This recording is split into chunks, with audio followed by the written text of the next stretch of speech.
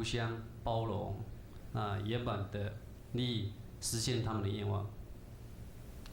好，刚刚好，我这现在那的刚刚的莫能要不讲哪了呢？那么现在请一位大众，那么以亲近的动机、利他的心来祈福，那么祝福一切利益众生的愿望皆能够实现。Let me explain in English. Dear friends, good evening. We are from Japan Roslin College in southern India. We are very happy to meet you tonight and hope you have a nice evening. We are now recite a Tibetan blessing. Firstly, we pray for blessing and that this place may be sacred and that this swahe may be successful and completed without hindrances. Secondly, hope that three jewels of Buddhism, the Buddha, Dharma, and Sangha, are present here tonight. We worship the three jewels of the Buddhism with these musical instruments. Thirdly, we pray for peace in the world and hope that all living creatures live in the safety and happiness, are able to consummate their purpose and achieve perfections. Now, we invite everyone to pray together in pure intent and with authentic heart. We wish that all living creatures may realize their greatest potential. Thank you.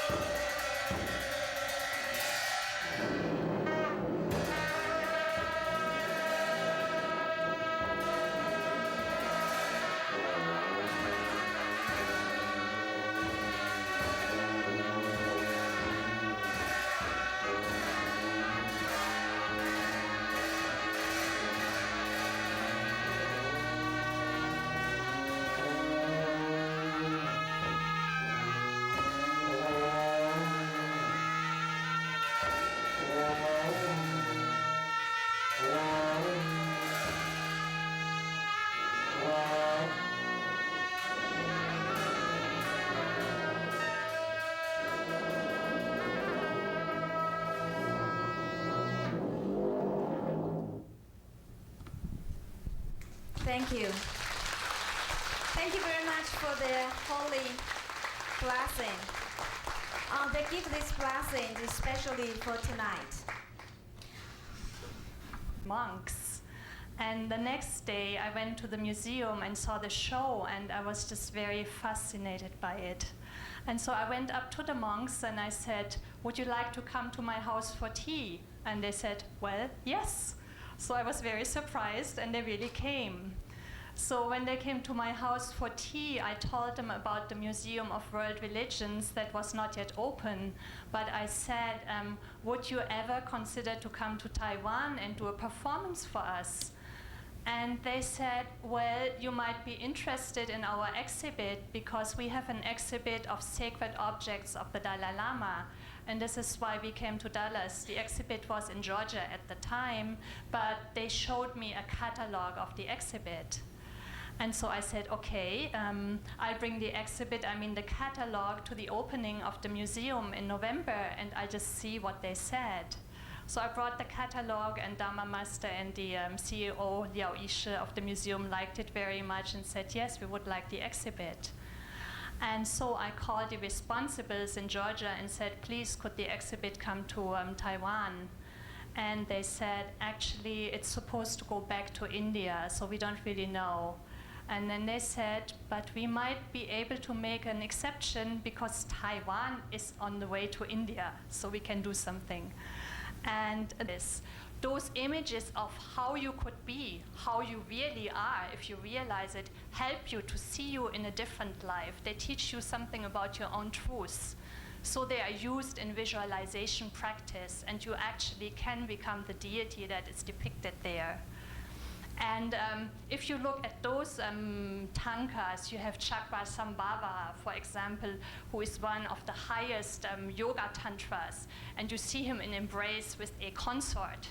We have been talking about sex and passion today, and you look at these things and you think, how is so much passionate behavior possible in Buddhism? But I ask you, if you want to be a compassionate being and you want to do the Bodhisattva vow and you want to save sentient beings, could you do that without passion? Can you do anything without passion, without really the desire to help? So if you look at those tankas, also think about that. There is one beautiful bronze of Vajrayogini, who is a feminine deity, dancing. Also, you see other deities that are depicted. Kodokula is another deity who is just wildly dancing, enjoying herself, because she is liberated from the things that bind us down, the things that make us unhappy. So I think to go through through the exhibit that does not have very many pieces, you are not overwhelmed when you go through them.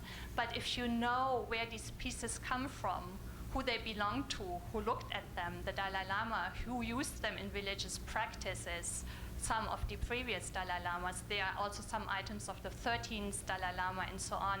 You see all these things in a different light. And I think especially after this conference where we talk so much about Buddhist practice and so on, to not talk anymore, but look at these things and just feel the energy that's coming from them, to me personally, is very beautiful, and I feel very blessed that I had the chance, before I joined this conference, to be in the museum with the monks, see every day how the mandala was growing more and more, and be in the exhibit without all these people who are trying to explain something to you, just looking at the things, and I can just invite you to do this.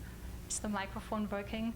And I must say, I must thank the monks for being here, because I felt so tremendously blessed to be in the Shakyadita conference this year, and I would not be here without them, and they would not be here without me, so I feel quite overwhelmed.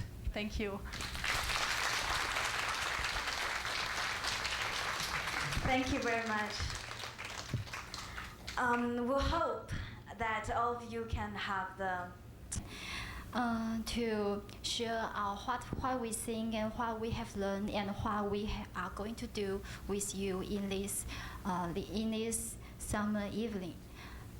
As a faithful daughter of Buddha, when I first heard that Dharma Master Sindao wanted to establish the Museum of World Religions and promote the great idea of respect all faiths and tolerance for all cultures and love for all lives. I'm so surprised by his great visions. Sorry.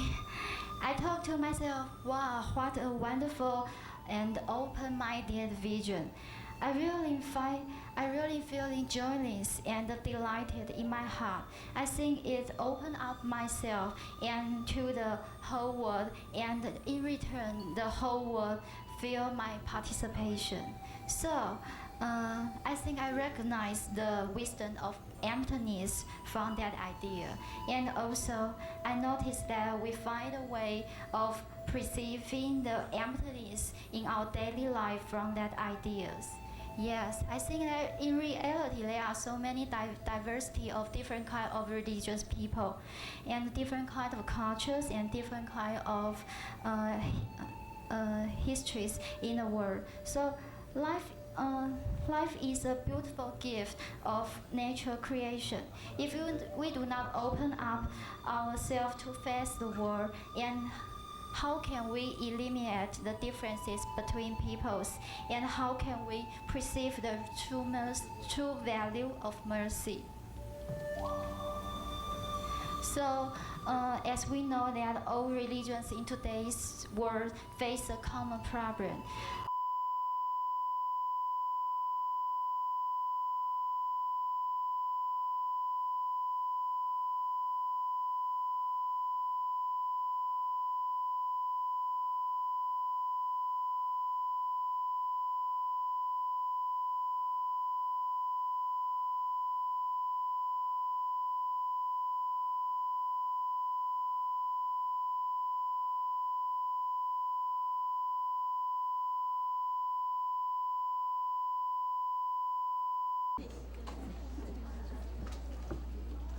Yeah, I think we just get started, you know. Well, if we just come in.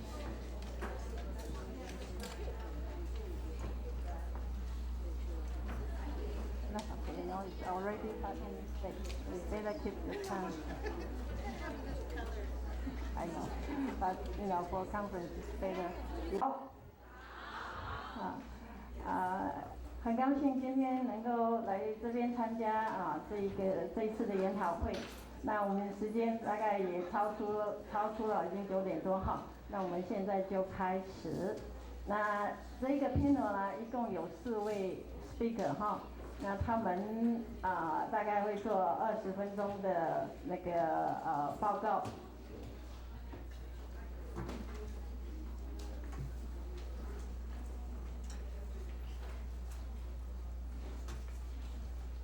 然后呢，最后我们会留20分钟让大家提问题哈。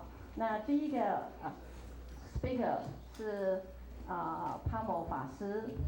那我们知道他是出家很久然后他目前是在印度的一个叫做Tokyo Gasoline 的一个寺庙主持，那边呢听说也有一个学院。那他曾经在深山里修行很久，写过一本书叫做《Tape in the Snow》，在台湾也有翻译成中文叫做《雪洞》，大概大家也都熟悉。那我们今天很高兴请他来给我们做一个报告。好，谢谢。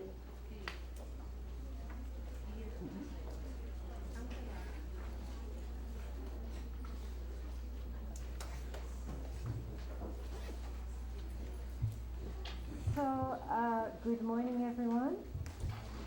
This morning, I'm going to speak on something which I apologize to the lay people is mostly of interest to monastics, which is the whole question of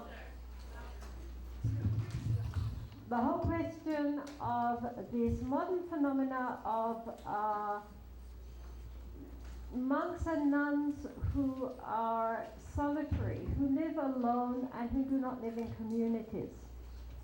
However, first of all, I would like to address another subject which actually has some relationship to this.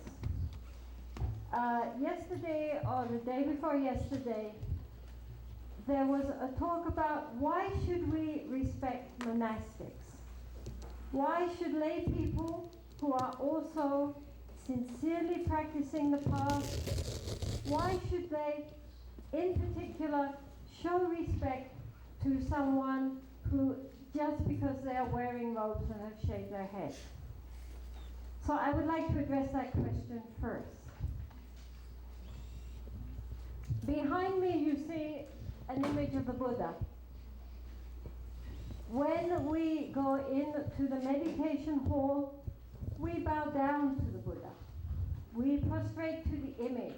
Now, this is not the Buddha, but it is a representation, a symbol first of Shakyamuni Buddha, without whom none of us would be here today, and also a reflection of our own inner potential, our own Buddha nature. And we bow down and we pay respects to that.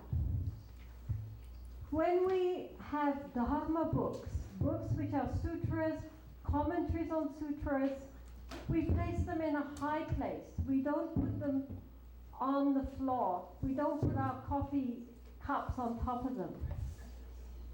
In the Buddhist tradition, when you have a Dharma book, you first touch it to your head in respect.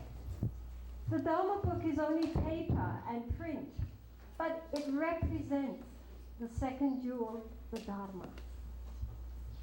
The Sangha.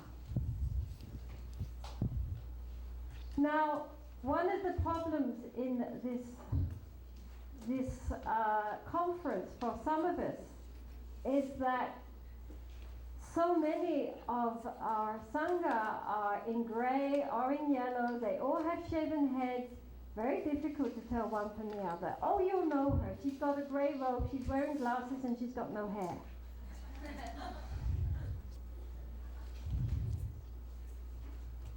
What does this mean? Yesterday I was talking to a group of young nuns. They were all in their early 20s, all very intelligent, all studying very hard. They could do anything with their lives. They could be academics in any field. But they have given their whole life to studying and practicing the Holy Dharma. Which means that when you look at women's magazines, just the front page, I mean just the cover, what is it? Sex, beauty, how to stay young, what is the latest fashions? Right? This is supposed to be the main interest for women. All this, even at a young age, they have given up.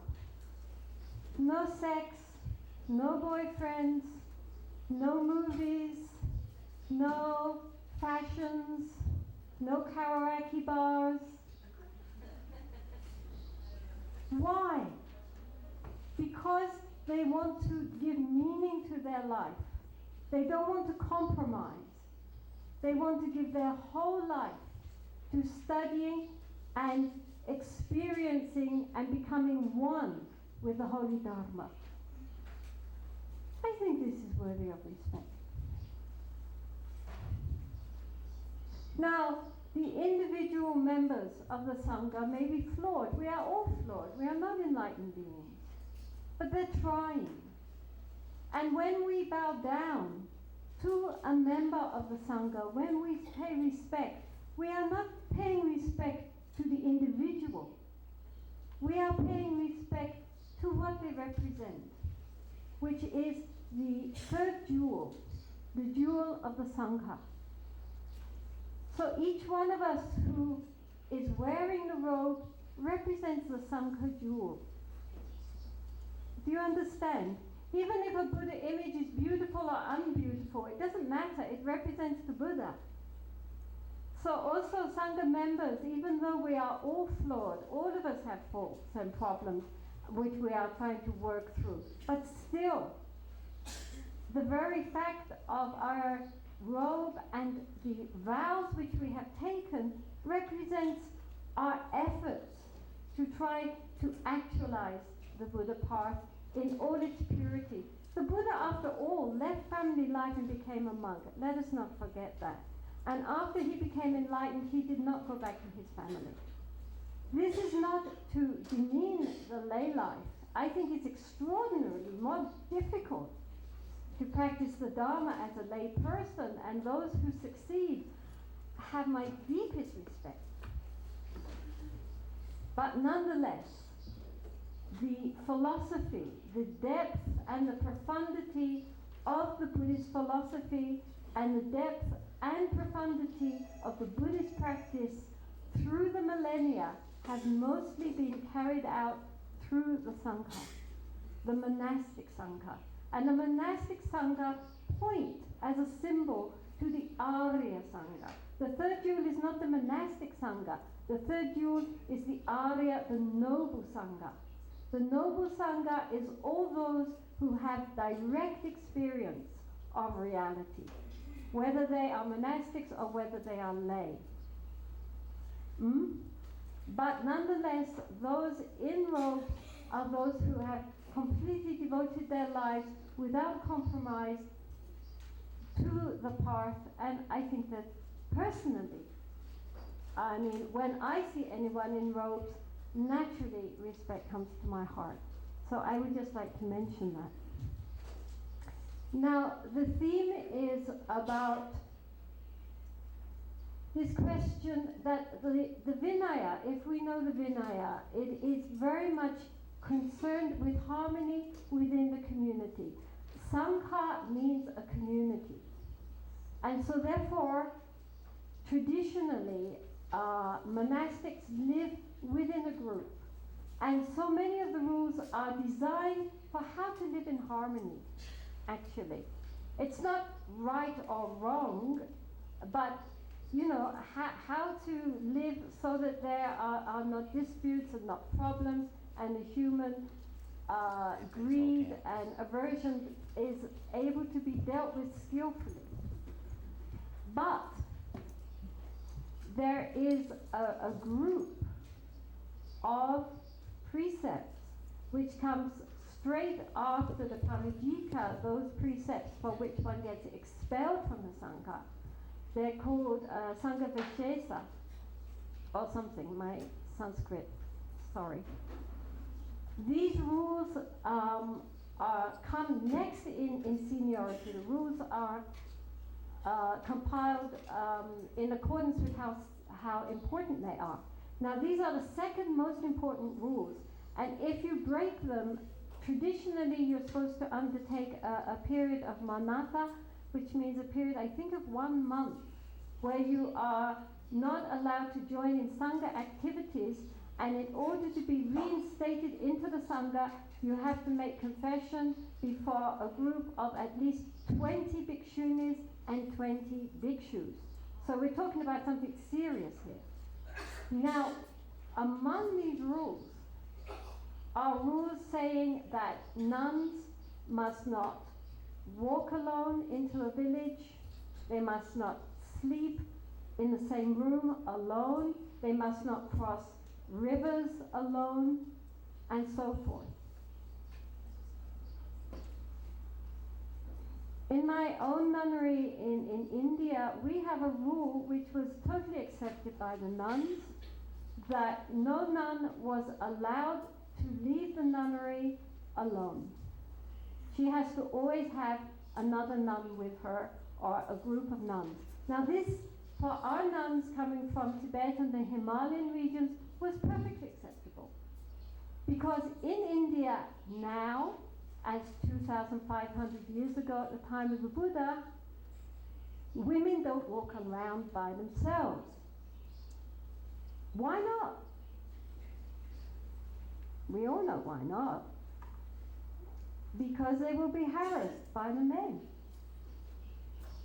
Because The man seeing a solitary woman will think she's loose and therefore up for grabs, literally.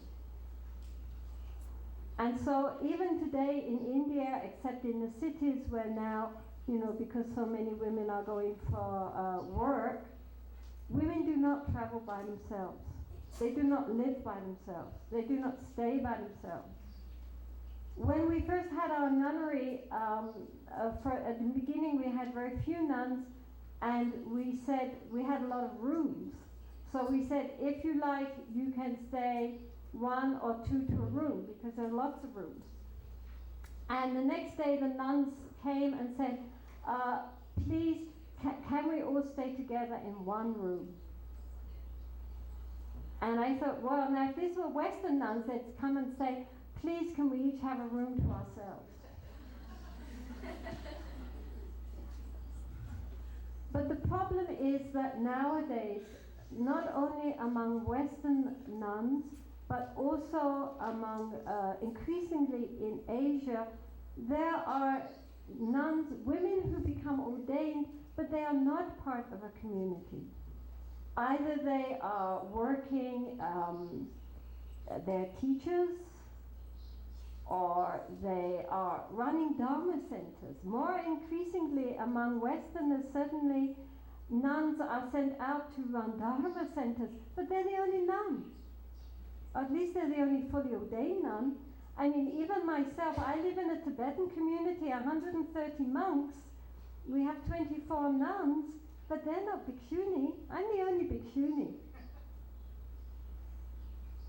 What to do? Because every time, every day, one is breaking one of these quite serious rules. But one is, I hope, living in other ways a very pure and flawless life, I hope. I mean, we're trying. The only fault is that through no fault of our own, we do not have a Bhikshuni Sangha at this time. So I'm not giving any solutions to this problem, but I'm stating the problem. When Western nuns and other Asians come together on the rare occasions to perform the offices of the pratimoksha, of recitation of the rules, which are supposed to be happening twice a month, but cannot happen twice a month because there's only 1, and you have to have at least 4 fully ordained nuns. When we do manage to get 4 or more and come together, when we get to these rules about not, walking alone or, staying alone, I notice everybody keeps their eyes down and we don't look at each other. Because we're all breaking it. But what can we do? So, I don't know what we can do. One of my feelings is that perhaps some kind of text could be written where every day we just ask forgiveness for this. Because, it's not an ethical thing. It's not like we're harming anybody, but it is nonetheless a very serious breach of a Vinaya which we have promised to maintain.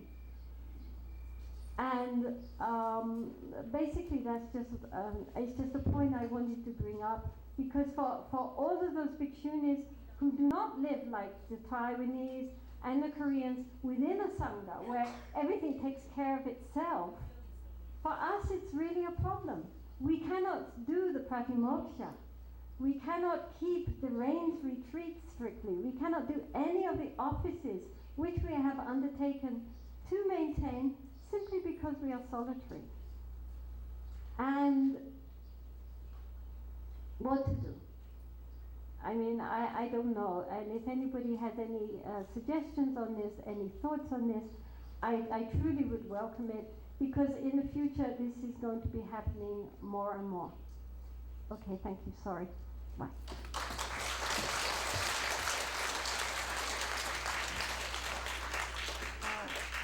我们很感谢帕摩法师精彩的报告哈，他提出2个重点，一个是生俗的问题哈，在台湾也曾经被讨论过，生俗是不是应该平等，或者是俗一定要尊生，生一定要在上哈，我们可以用心去想一想。另外呢，他也提出他的困境哈，那他刚才也要我们帮他想想办法。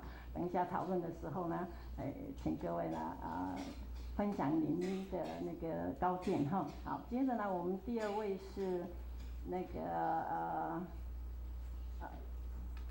他的名字是 Gogan Gina Kogan， Gina Kogan， 他现在是在日本做研究工作哈，不过他是Columbia University 的那个 PhD candidate。他呢，的专长是日本佛教，他的论文是做有关比丘尼，对不对？在日本的一个比丘尼的一个菩萨戒的问题，对不对 ？Okay. Your research topic is on a bodhisattva precept? It's on a convent in which the bodhisattva precepts were practiced. Okay. 好，差不多哈。那我们现在就请他发表。Okay, please. Good morning, everyone. Today I'm going to speak about the precepts at Enshoji, which is a convent in Kyoto, Japan, which is still functioning. In the title, I've called it The Rules of the 17th Century Japanese Amadera, and Amadera is usually translated in English as convent. Tera, the establishment for men, I translate as temple, but some people call it a monastery, and I'm never sure what to do with those terms. Okay, so here I go. In 1642, in Kyoto, Japan, a woman named Ume no Miya took the tonsure. At age 22, she had already been married and separated, and had aspired to become a nun even during her marriage. Ume no Miya, who took the religious name Bunchi, was the eldest daughter of Emperor Go-Mizunoo. This ruler, already retired by the time of his daughter's tonsure, was devoted to Buddhism. Bunchi, as she now was called, was able to attend the lectures given by the monks he invited, and to visit and correspond with those of her aunts and elder relatives who were nuns. As a princess, she had the economic resources to build a small monastic establishment on the grounds of Shugakuin, one of the emperor's palaces relatively distant from the city center, and to bring with her other women as nuns. Bunchi lived from 1619 to 1697, spending 56 of her 78 years as a nun and the abbess of Enshoji, the convent she founded. Despite describing herself as having a languid character and a constitution prone to illness, she was remarkably energetic and prolific in a variety of fields. She produced Buddhist painting and sculpture, wrote both Chinese and Japanese style poetry, was an accomplished calligrapher, and often served as the head officiant in the ceremonies performed by the nuns of the imperial and aristocratic families of the time. Among Bunchi's writings are a number of works pertaining to Buddhist monastic precepts. Throughout her career, Bunchi had an abiding concern with strict practice, defined by her as strictly following both the precepts with which one was ordained, as well as supplementary rules intended to regulate the daily life of her convent. This interest developed in part through her contact with the Rinzai Zen monk Ishi Bunshu, who lived from 1608 to 1648. He had been invited to lecture at the court by Go-Mizunoo, her father, and he served as Bunchi's preceptor at her ordination.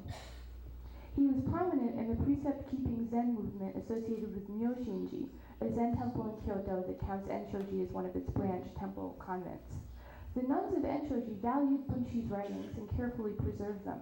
Her work, and all the records of the convent, show the religious, economic, cultural, political, and day-to-day lives of her and her community during the 17th century.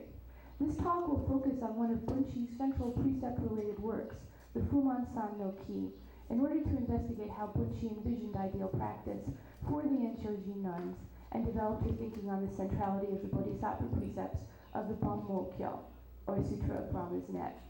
I hope that this will add to our picture of the practice of nuns of the past, because I think it is absolutely crucial to understand that Buddhist monastic precepts were used in many different ways throughout history, and that there were nuns who successfully, innovatively, and imaginatively ran communities and started traditions that we can draw on today. In Japan, there were lots of different precepts traditions. The Vinaya precepts, the Bodhisattva precepts, the precepts of the esoteric or Mikyo tradition. There were also Shingi, which were the rules written for Zen establishments. And in Japan, what seemed to happen was the more rules, the better. People kept many, many different sets of precepts at the same time. They were overlapping and multiple and often probably very, very confusing. Especially since in doing my research, they don't talk about exactly how the different sets fit together. So sometimes it's confusing. Anyway, the text at hand, the Fumonsan no Ki, a record of the mountain of the Universal Gate, was written in 1688. Its title comes from the name Bunshi gave Enshoji's final location in Nara, the Fumonsan, or Universal Gate Mountain. This in turn refers to the 25th chapter of the Lotus Sutra, the Universal Gate of Bodhisattva Kanzeon, or Kanzeon Bosatsu Fumon. Bunshi was 69 when she wrote it and died 9 years later, years she spent in retirement in a sub-temple. This work is a history of Enshoji and a set of guidelines for the future, but it can also be read as an autobiography and a will. The admonishments or exhortation section of the Fumonsan no Ki can be seen as an overview of the general mission of the convent, concerning itself with the selection of abbesses, the proper rituals to be performed, and the proper text to be read. Okay, I'm going to skip a little. Bunshi begins this record with a very humble self-introduction. The text opens, "For no good reason, I entered the empty gate of Buddhism, with no ability whatsoever, a thoroughly foolish person, a bald-pated nun." This was entirely rhetorical, as was the languid character quote I mentioned earlier. She had remarkable ability and was very, very energetic. Anyway, she briefly summarizes the 16 years she spent at Enshoji in Kyoto before giving the reason for her move to Nara. Shugakuin, she says, was too close to the capital for her to practice seriously, as it was a very busy and distracting environment. She was at Shugakuin until 1656. Anyway, Bunshi then recounts the process of finding an appropriate location, informing the reader that Kasuga Danyojin, the great Kasuga deity, came to her in a dream to tell her where to search, and when her search proved ineffective, Bunshi had a second dream that directed her further. She was also assisted by her uncle Songaku, a prince who had become the abbot of a temple called Ichijoin in Nara, and who was familiar with the area, an indication that while Nara was remote from the capital, it was a religious center in its own right, and her contact with the Buddhist intellectual community continued after the move. It is also an indication of the close relationship she enjoyed with her family. The history segment of the story ends after she has set up her initial convent in Nara, and finding it too small for the community to practice effectively, moved a few miles away. Having established Enshoji in its permanent location, Bunshi proceeds to outline the foundations of Enshoji's philosophy. She writes, "Imitating a few of the rules of a Zen temple, I composed and decided on a collection of rules appropriate to a place of Zen.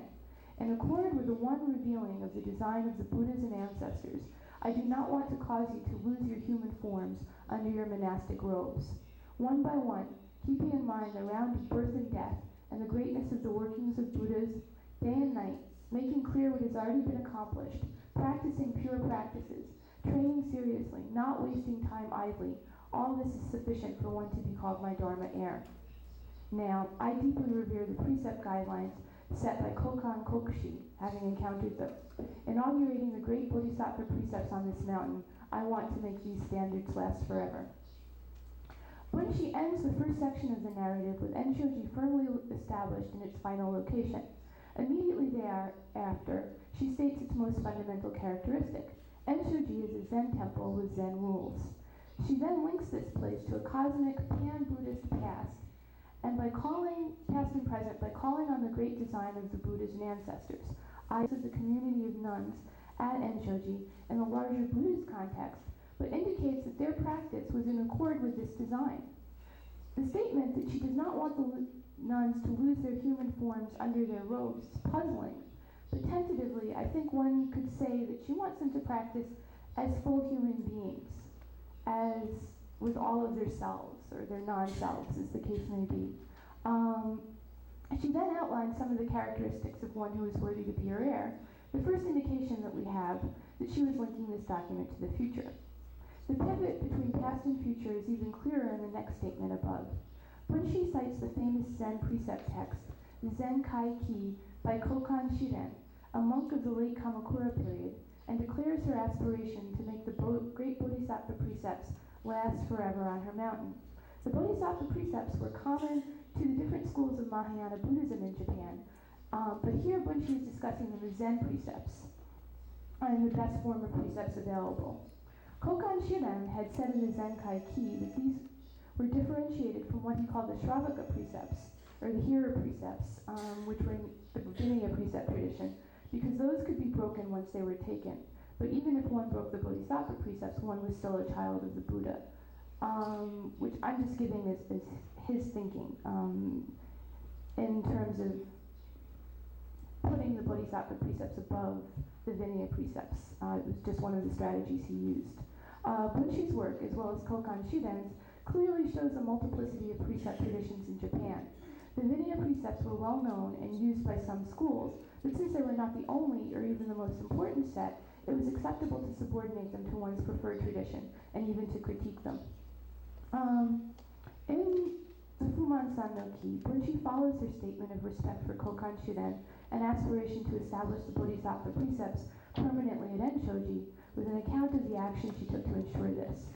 She writes that in 1680, she led a 35-day shusen, or repentance ritual. This period of intense practice was capped by a Bodhisattva ordination ceremony at Enshoji, to which a monk named Unsho Bhikkhu, a precept master from the area, was invited to perform the ordinations. After noting this, Bunchi says, then, in the year Jogyo 4, in the fall, in the 8th month, on the 24th day, for the first time, I inaugurated a platform for the Bodhisattva precepts and administered those precepts to the whole assembly. From now on, through all future generations of abbesses, the senior nuns and their associates will transmit this administration for the benefit of those in the future, holding and breaking the precepts, enjoining and forbidding actions, memorizing and chanting them, explaining their meaning, holding precepts in a pure way, not being dyed in the bonds of the world. I am sure that together they will achieve the highest way.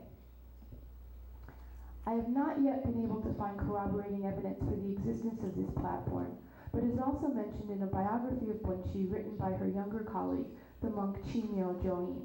However, this biography relied heavily on Bunchi's account of her own life, so an outside source is still necessary. For the moment, we can say that this marks the peak of Bunchi's concern with proper ordination and precept holding at Enshoji. She praised Unsho Bhikkhu's precept giving by saying that henceforth there would be no lack in the monthly fusatsu. This term indicates the periodic upasika, or precept assembly, where monks and nuns can meet to recite their sins and confess, and laymen and women can take the 8 precepts. It can be concluded then that for Bunchi, the primacy of the Bodhisattva precepts did not preclude valuing the precept-related rituals derived from the Vinaya precepts and the early Indian monastic tradition, despite Kokan's placement of them lower in the precept hierarchy. The relation of the two traditions to her in her work is a topic that demands future research by me. That Bunchi built an ordination platform is highly significant. Firstly, it indicates that she wanted to ensure not only that the precepts were administered properly to the nuns of Enshoji, but that she wanted to ensure that future abbesses could perform the ceremony, thereby accomplishing her goal of permanently establishing the Bodhisattva precepts at Enshoji long after her own death. Bunchi had close relationships with other monks of her time who felt that precepts were important, such as Ishii, mentioned above, and Unsho, the monk who was invited to the culmination of the Shusen in 1680. He is called a bhikkhu, the Japanese transliteration of the Sanskrit term bhikshu, and was also known by the title rishi, or precept teacher. Thus, Bunchi could have left the ordination of her nuns in the hands of monks she trusted, considering that she had no problem inviting monks to grant the precepts to her nuns. But she didn't. Perhaps she feared that the monks of the future would not be as conscientious as the ones she knew. Perhaps she wanted this ritual, so essential to the life of the new nuns and the community she entered, to be in the hands of the women themselves. Bunchi was also concerned with the proper expression of hierarchical relationships, and it might also be possible to conclude that she felt that the abbess of Enshoji, whoever she might be, ought to be able to perform all the rituals the nuns of the community would have to do. With her continued good relations with the monks she knew, it is hard to imagine them being critical. It might be that Bunchi's status as princess gave her the clout to enact her vision of the nun's independent ordination. It might be that the multiplicity of precept traditions in Japan left plenty of room for innovation and individual tradition. I think it was the latter, given without having found a successor, her two preferred candidates having died in childhood. But one of her female relatives, an adult woman who was already a nun in another convent, stepped in and Enshoji survived. It is still an active convent in the south of Nara that was touched only very briefly and superficially on the role of precepts in her practice and has completely ignored the wide range of her other religious activities. Still, it seems clear that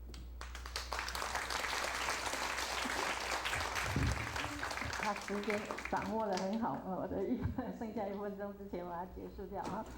我们很感谢他的那个精彩的报告哈。我们知道在就是莲华学佛园的园长他跟随小云法师呢有35年之久哈。在佛教的生教育方面的贡献呢，真是不可磨灭哈。我们非常感谢他。那现在我们就请他来报告。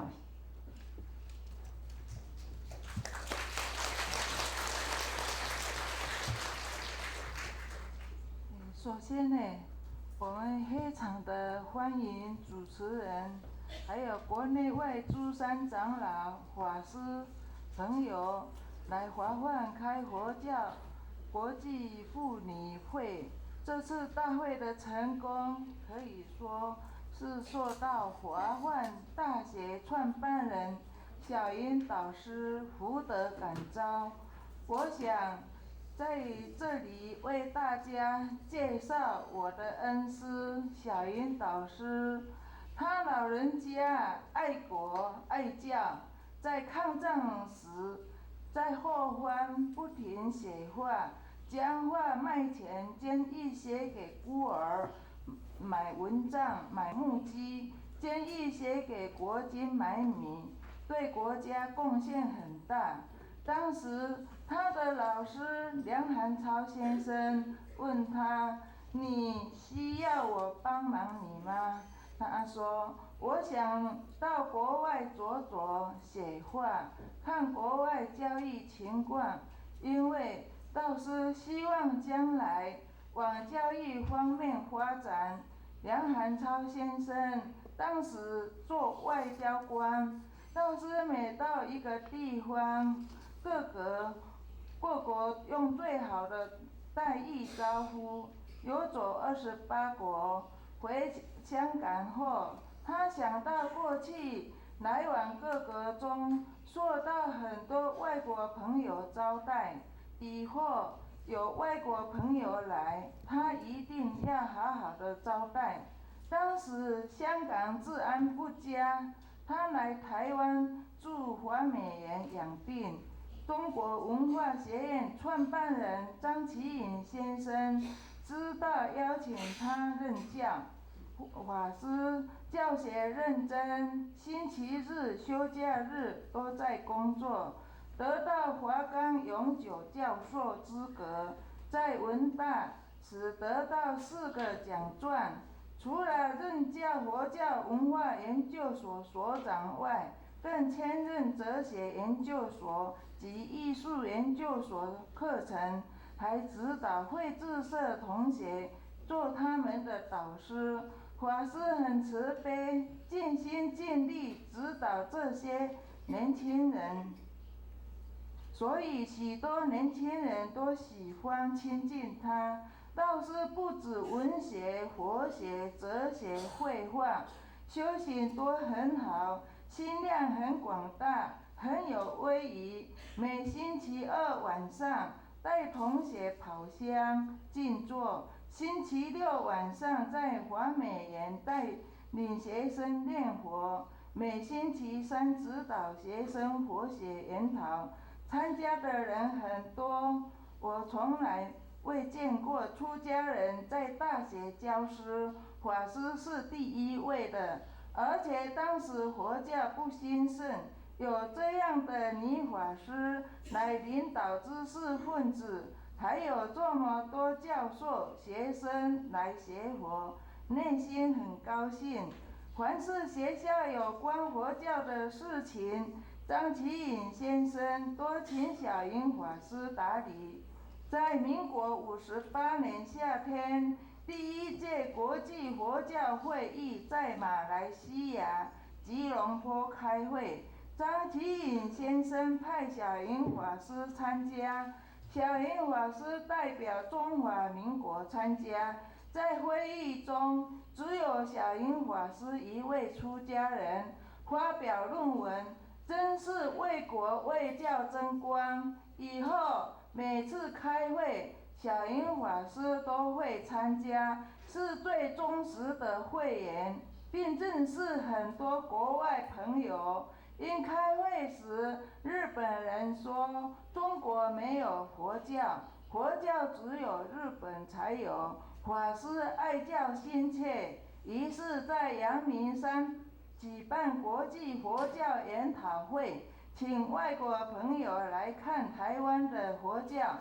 日本人来了以后，他们十分的赞叹，并说回去要好好写文章发表，介绍台湾佛教兴盛。其中日本人长美雅人教授参加后说，日本出家众有家庭，没有像台湾出家人单身修行，在此已失传40多年，希望日本也跟台湾学习。早期我们办国际佛教教育研讨会，有圣严法师、台湾的比丘慧空法师以及其他道场都来参加。小云法师创办莲花学佛园的因缘，起源于我的恳求。当时我见法师伟大行经，认为如果不为佛教办所佛学院很可惜。我当时年轻好学，请小云法师办学教导，生活一切由我们自己负责。法师很慈悲答应了，在阳明山腰借有民事办学，最初限6个人，办得好才继续，办不好便停止。结果学生很听话，用功修行。莲花学佛园33年从不对外招生，但是他们一闻风而来的学生也有，因此越来越多。法师对学生恩威并重，严格又慈悲。法师在文大与永明寺间来往教师，指导，专为道场培养人才。而从莲园出去的学生，个个都很有成就，并让师长欢喜。法师多年的心愿是2部并重，想办一所社会学校与一所佛学院修行，找地32处，终于找到。学生家长为报师恩，特地安排在新加坡开清凉画展，卖画，以卖画的钱来买地，申请学校。历届同学及信众很辛苦募款，我还去托钵。当时法师以70多岁的年龄，日夜不停地为学校奔波计划、申请，还回莲园替同学上课，慈悲地将许多困难的事情都自己负担，默默地耕耘，常自称老牛。我们老师为中牛，学生为小牛，共同不断耕耘，终于在民国79年，华梵工学院能开办。所以最初有莲花学佛园，才有后来的华梵大学。最初学校一切规划，全是法师一人。校园景观不征请人设计，因别人设计未必适合自己的需要，却法师本人就是一位艺术家，规划出来的很有宗教艺术气氛。国际妇女会能在华梵举办，其原因是法师欢喜国外朋友来，他老人家要好好的招待。慧空法师在20年前来台湾受戒，住莲花学园，其名字便是法师起的。受戒后住了半年，法师慈悲严格教他也依着法师方法行菩萨道，在国外喜马拉雅山下教书，办学发愿，办国际妇女会，也写信与法师商量。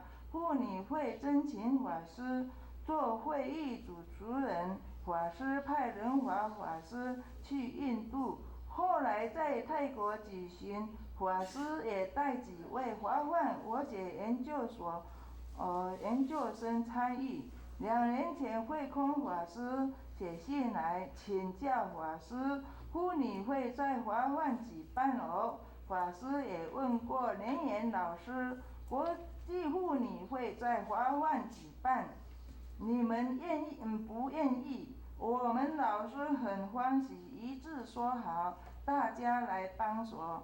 时间过得真快，2年后的今天，有一连串的活动安排，从高中夏令营、小学夏令营、国际国教教育研讨会，到这次的国际妇女会等等，及8月份开始的水陆大法会、大轮山人文夏令营、7月加熏修、宗教和平生活营都会在华梵校园进行。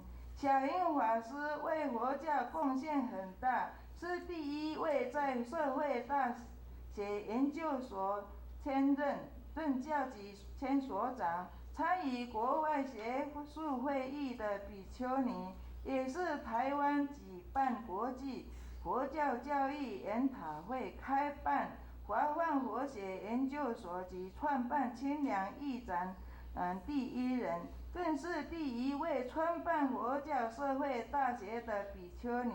法师一向谦虚礼让，默默地耕耘，忍辱负重，常教导学生莫在十字路口上与人争先恐后，所以华严经营不怕一切劳苦，但愿众生离苦得乐，实是法师真切的写照。生活中就算在百忙之下，也不断出版了许多著作，有诗歌，有画册，有佛学、游记、文学。我们也常常说，在他老人之下带领了我们，有唱有画有学，一生都用不完。谢谢，阿弥陀佛。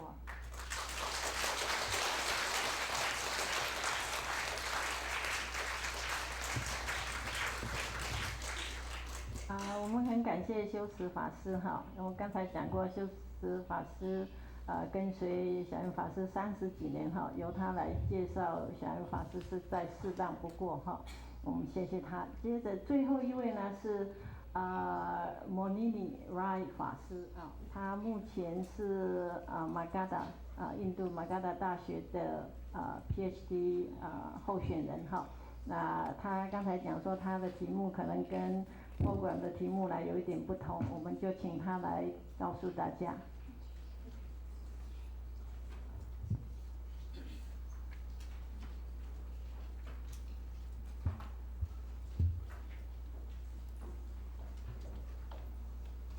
阿弥陀佛。Good morning, everybody.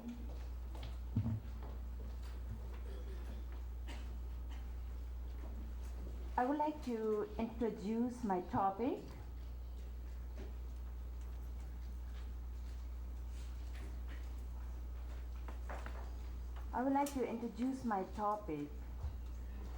Bridging Contemplation and Social Activism, by examining the academic context of Burmese nun.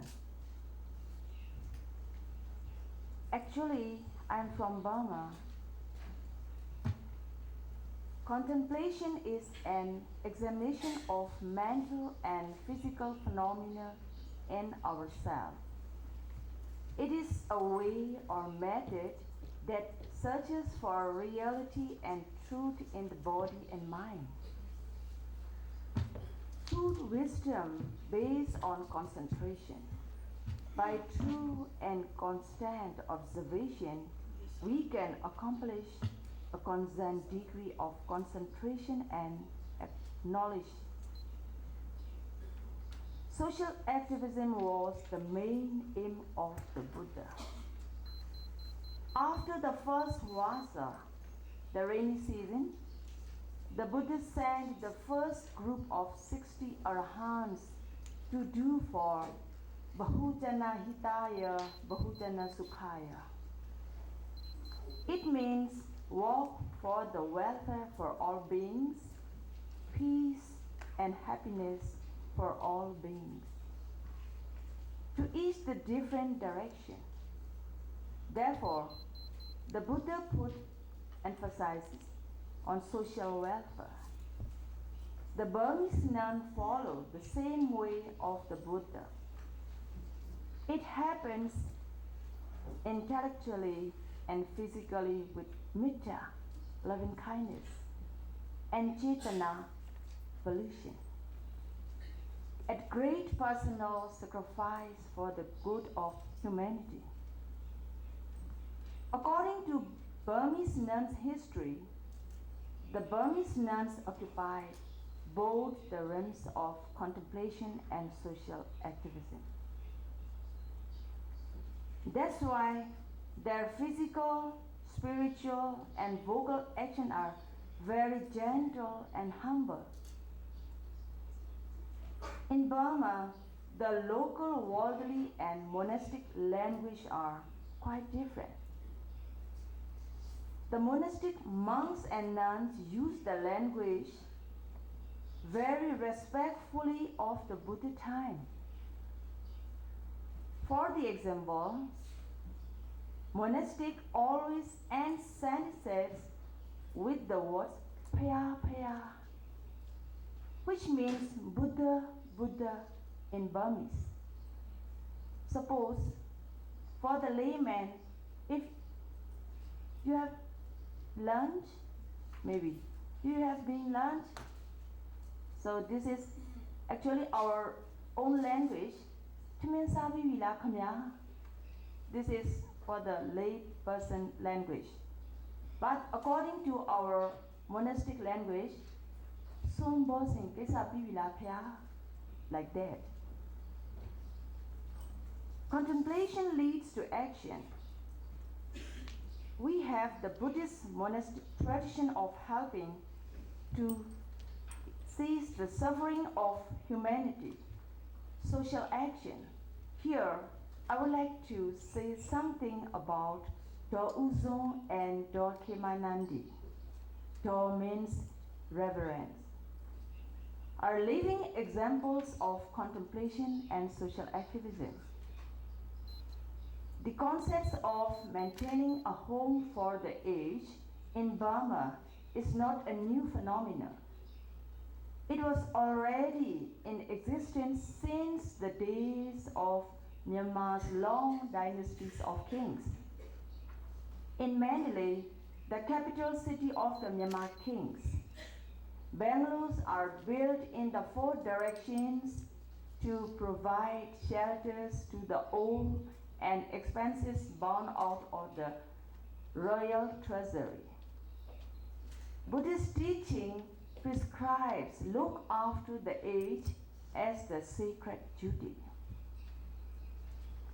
The pioneer founder of the modern home for the aged was, surprisingly, a noble lady from Mandalay.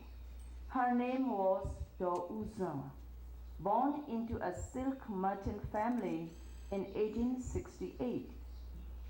Her parents not only brought her up well in the way of the world, but also inducted her into Buddhist higher learning, morality, and virtues of charity and philanthropy.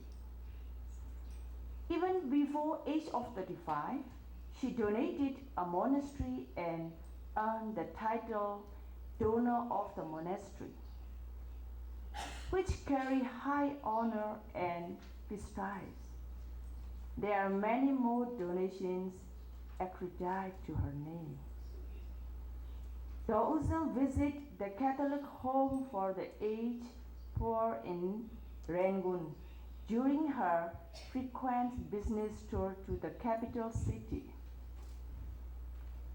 She was deeply interested in this humanitarian work run by France nuns of the Catholic faith. Daouzong then contemplated establishing home for the Buddhist age. She envisioned the relief which could be extended to the helpless and the needy and was thrilled with joy and satisfaction she would get in returns for such meritorious acts of charity.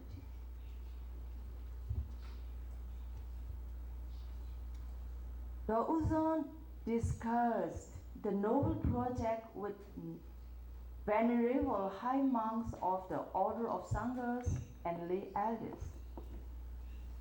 With their encouragement, he succeeded in establishing the first ever Buddhist home for the aged on 11th January 1915 at Mengkong, a small town not far from Mandalay. At its inspection, there were only 3 residents, one grandfather aged 96 and 2 grandmothers aged 65 and 98. The building was just a small thatched hut. In the initial months, Daouzong personally attended to the needs of the 3 aged people. By now, she was so totally converted to the mission that they donated all her estates and assets for its upkeep. 4 buildings, 100,000 church in cash, and all the land in trust for the home.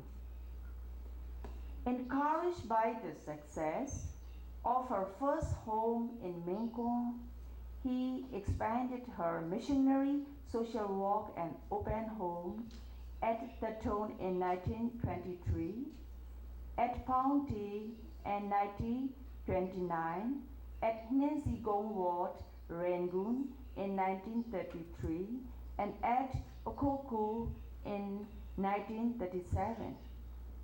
She even renounced the lay woman's life to become a nun at the age of 60 and stay at Paunti Home. In recognizing of such humanitarian social service, Grandmother Daouzong was given a title of TPS by the British government. Its concern upon those render commendable service for the welfare of human beings. She passed away in 1944 at the age of 76. At certain time throughout history, a person is born into the human world who is instrumental in bringing love, peace, and joy due to her selfish altruism, philanthropy, and diffusing of loving kindness to all on earth. Dorkimanandi. Dorkimanandi is the one of the most generous nuns in Myanmar. She was born in Mandalay in 1911. Unya and Dopu are her parents. He became a nun when he was 10 years old. She established on orphan schools for girls, Zaya Siri, first in Tangu in 1958. Then she established another orphan schools in Mandalay in 1963, Eyemo, whose name means Holy Peace Shadow. There are over 30,000 girls raised by the school. Some of them are already graduates. In this school, they teach different kinds of professional skills. They have very open-minded rules.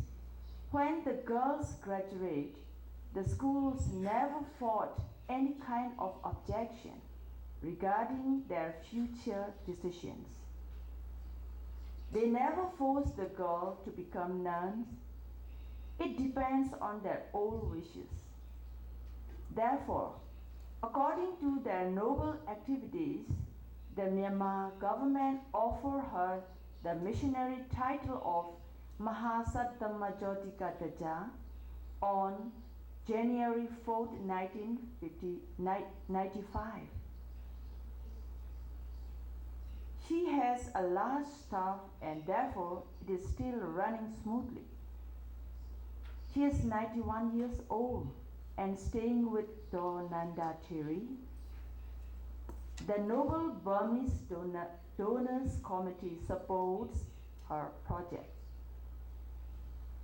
The principal activities of the nuns in these nunneries are to rise at 5 a.m., to take part in the morning chanting, to cook eat breakfast, and to meditate and study the Buddhist texts. After classes, in the late afternoon, they do manual work at the nunnery. At 6 p.m., they again gather for evening chanting and Dhamma discourses. Some nuns are vegetarian and most are always ready to help in every aspect of nunnery. Young nuns are under the direct care of their nuns teacher, are very much integrated member of the Buddhist community. We have seen how much their identity is down from the actual running of the monastic community. The nuns with the monks and from the part, they play in enabling the monks to separate from the world. One of the best ways to gain in religious position lies in the area of education. There are only self-sacrificial motives, so that action is straight for the heart. And as there are no selfish motives, it will help others. May all beings be happy and peaceful. Thank you very much.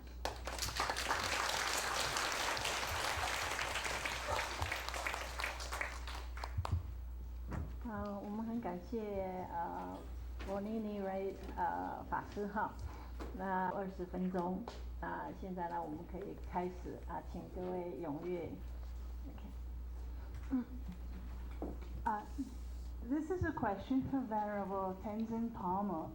I quite enjoyed your presentation and your question about what to do about maintaining the Vinaya when there is not even enough nuns with which to make it happen. And two options have come to my mind. One is from the Eastern Christian tradition and one from Buddhist tradition. And the Eastern Christian tradition, because they, like the Tibetan Buddhism, have a rich variety of way of worship and methods of worship. So they have lots of requirements, but they too have what you call the frontier experience. In other words, what do you do if the priest does not have a deacon, the deacon does not have a subdeacon, or people don't understand, but you want to communicate and you want to serve and fulfill your duty. And they call this, what they do in these occasions, they are permitted to simplify the regulations. Rather than create a new regulation for a new situation, they choose to do what is called economia, which for the translator you can use jingjifa. In other words, it is not the legality that is important about what you do. It's not the external. It is your orientation. You wish to serve God and God's community. So rather than worrying about details, it is intention. The second method that comes to mind is how in Buddhism it is a fundamental. If you have a good seed, you will have good fruit. So if a nun must walk by herself because there is no other nun to walk with in order to teach, in order to even just survive, that is not a crime because her intention is to honor the Buddha and honor the Dharma and honor the greater Sangha. So rather than create a new law, I would say you do not need to create anything. What do you think?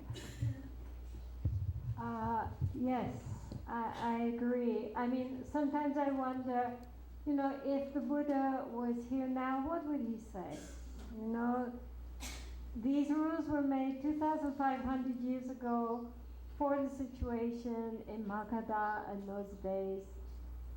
Times have changed, and indeed, as you say, the intention is what counts. And in fact, you said it all. Yes, thank you.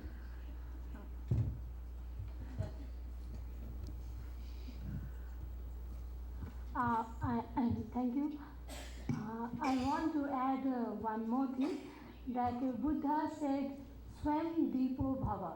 So we don't need anyone to just persuade us. We should start from ourselves.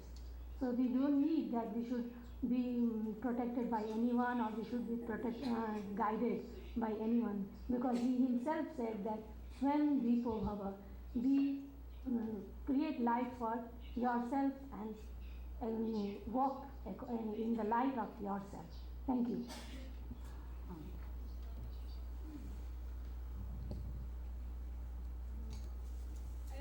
Himself said that these rules did not apply if the monastic was an arhat. But in any case, I think the intention, if the intention is pure, if one is not just seeking to live alone because then one can do what one likes, but one is living alone because these are the circumstances and one's life is too dedicated to practicing and propagating the Dharma, then I'm sure all the Buddhism Bodhisattvas still rejoice.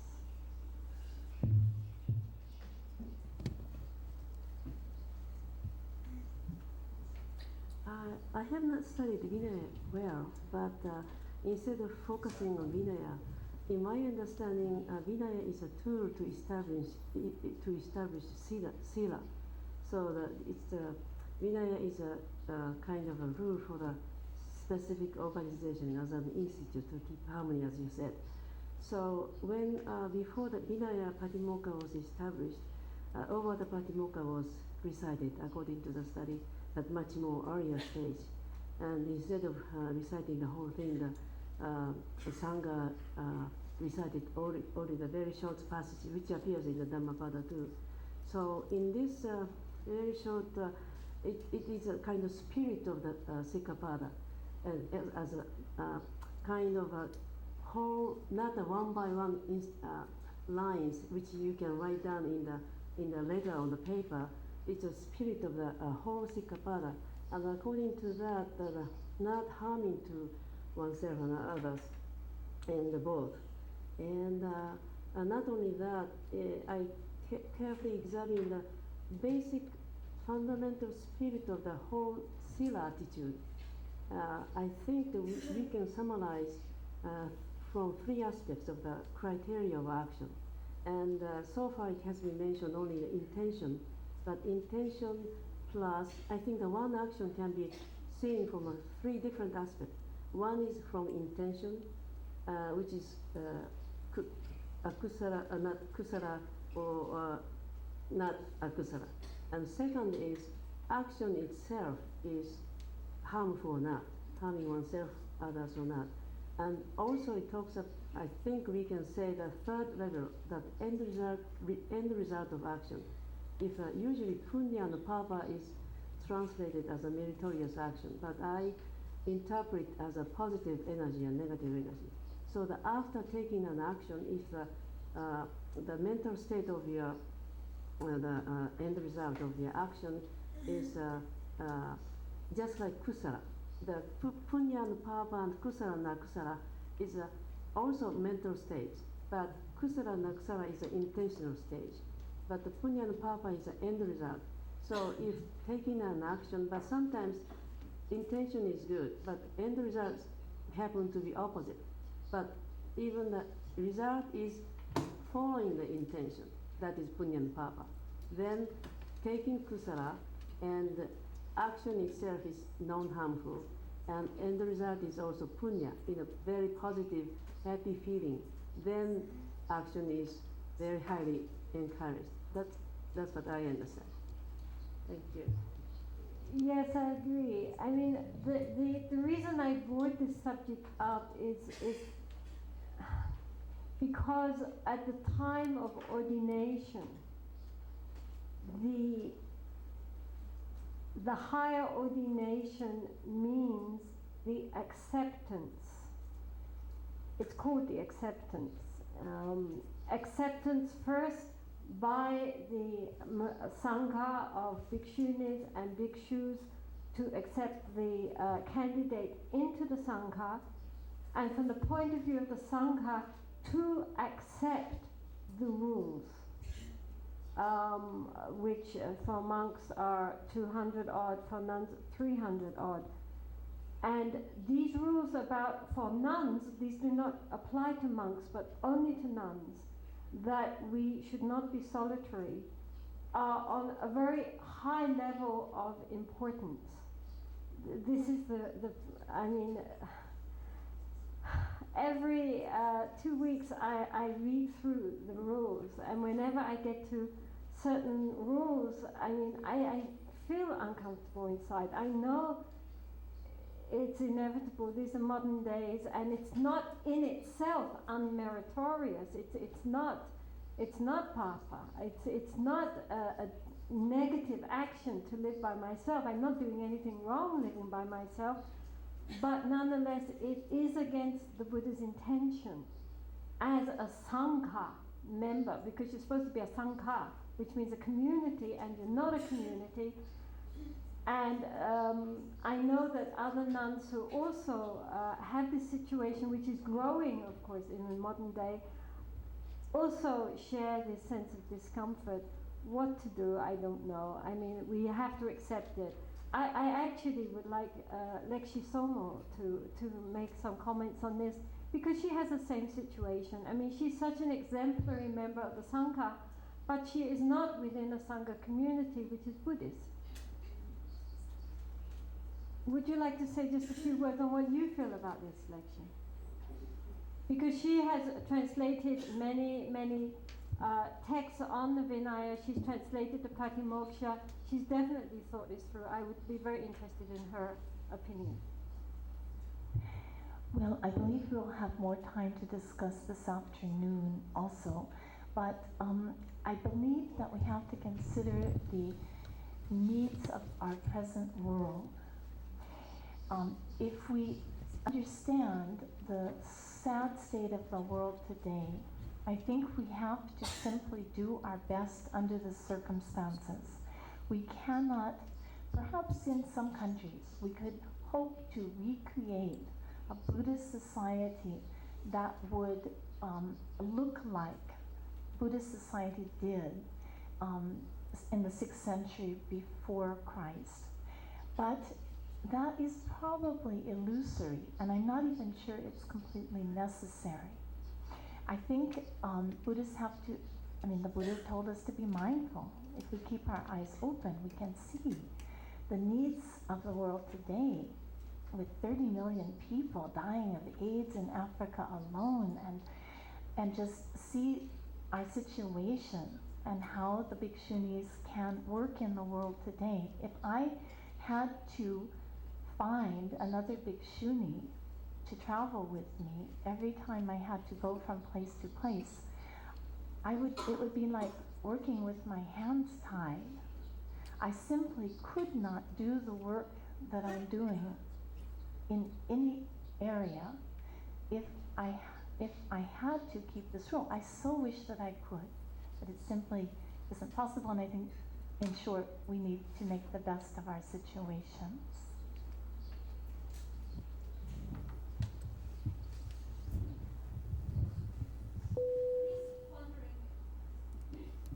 I'm just wondering if perhaps the modern state of the solitary non-monastic is one of transition rather than a permanent state, and that those of us who find ourselves as solitary non-monastics are going to be at the forefront of creating new communities of nuns for the future, but at the moment we are solitary because we are perhaps walking out ahead in terms of our own cultural communities and trying to create a space for others to come in with us, but that it's going to take time.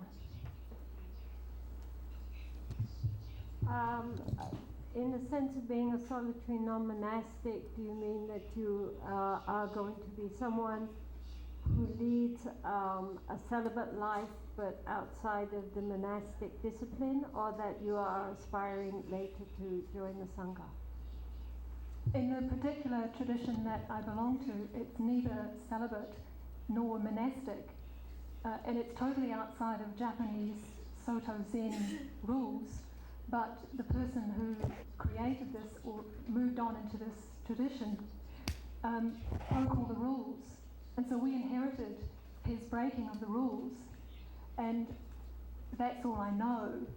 So where I go from there, I don't know whether I go back or I go forward.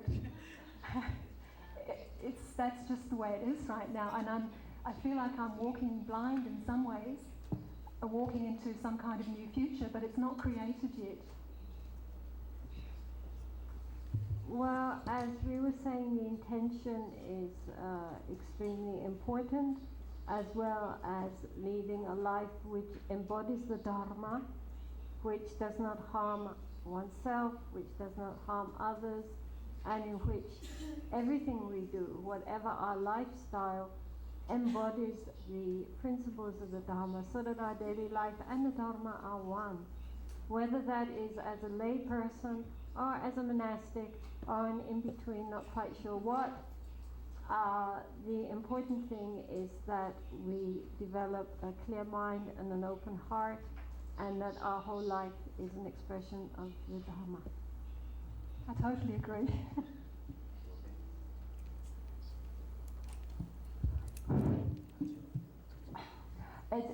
My name is Seokdam, and as a Korean, I live America like more than 10 years. So I live now in Bosnia, and the people I look at, and people never saw Korean nun, and I look around and they just look at me all the time, and my experience like solitary life, but I feel, and I being there, and I always think about, I studied Vinaya too, so I always think the spirit of Vinaya, what Buddha, with the Buddha spirit.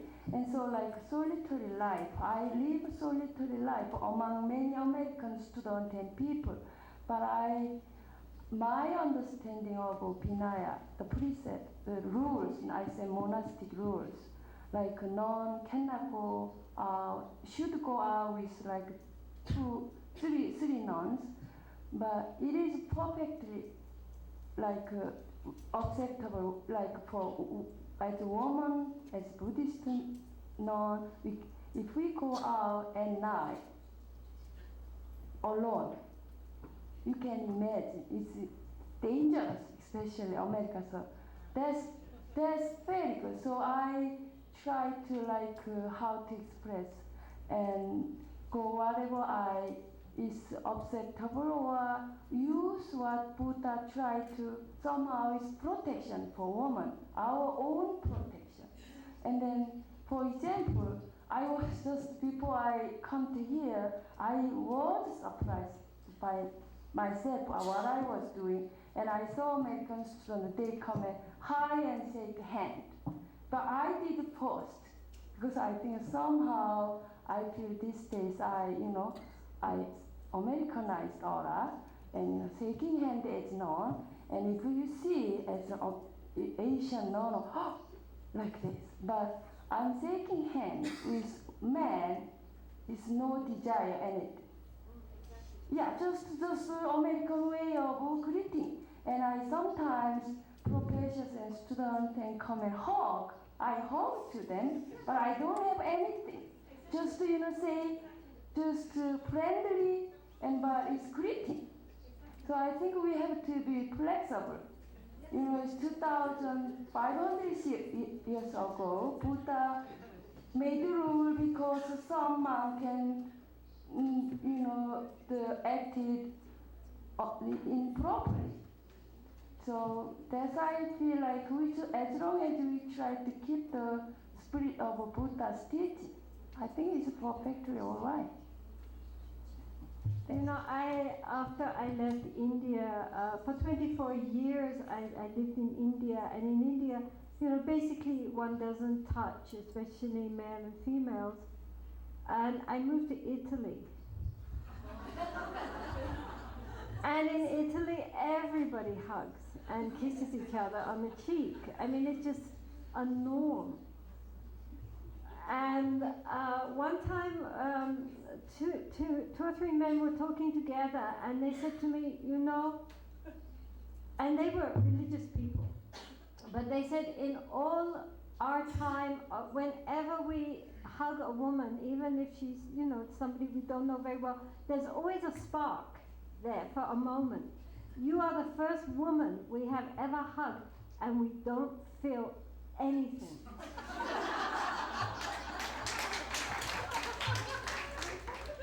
Yes. So, yes, in Italy, if you stood back and said, no, they would take that as a personal insult, So, all right, in Italy they hug, we hug. But, I hug them as a friend, as embodying Buddha nature, not as, a man, Well, man, woman, it's all the same, isn't it? So, yes. We live in the 21st century. One more question. That's all, okay? My question is actually for Gina Kogan. You talked about the Abbess Bunchi and the precepts, and it was very interesting. I was wondering more, can you tell us about Enshoji, which is the temple convent, now? Do you know anything about it today? Because many people have been commenting with so many different Asian countries and nuns represented here. There are a few Japanese people, and Japanese Buddhism is underrepresented in Sakya-gita. So please tell us anything you know about Enshoji now. Thank you. Okay, they're very private, actually. I think one of the difficulties for convents in Japan today is that is publicity and tourism, because Buddhist temples in Japan are often tourist destinations, and casual people stroll by, they say a prayer, they leave. And quite a few convents that are still practicing are not open to the public. And Enshoji is one of them. It's very relatively remote. You have to take a bus from the center of Nara for about 45 minutes and then walk up a mountain to get to it. And you can't go in. You can just go up to the gates. So I haven't met the current abbess of Enshoji. And I hope to before I finish my project, because I know a professor I know there knows her. And anyway, okay, so what they do is they chant, they do rituals, they offer flowers. They're actually, they teach ikebana, the flower arranging. So they do work in the community, but they don't, but in a very sort of private way. They're not very open to the public. Maybe that's because there are relatively few nuns in Japan compared to monks. I don't know. I really don't know why there aren't Japanese nuns here. I wish there were. Because I feel like a really remarkably inadequate representative for that, given that I am not a nun and I am not Japanese. So,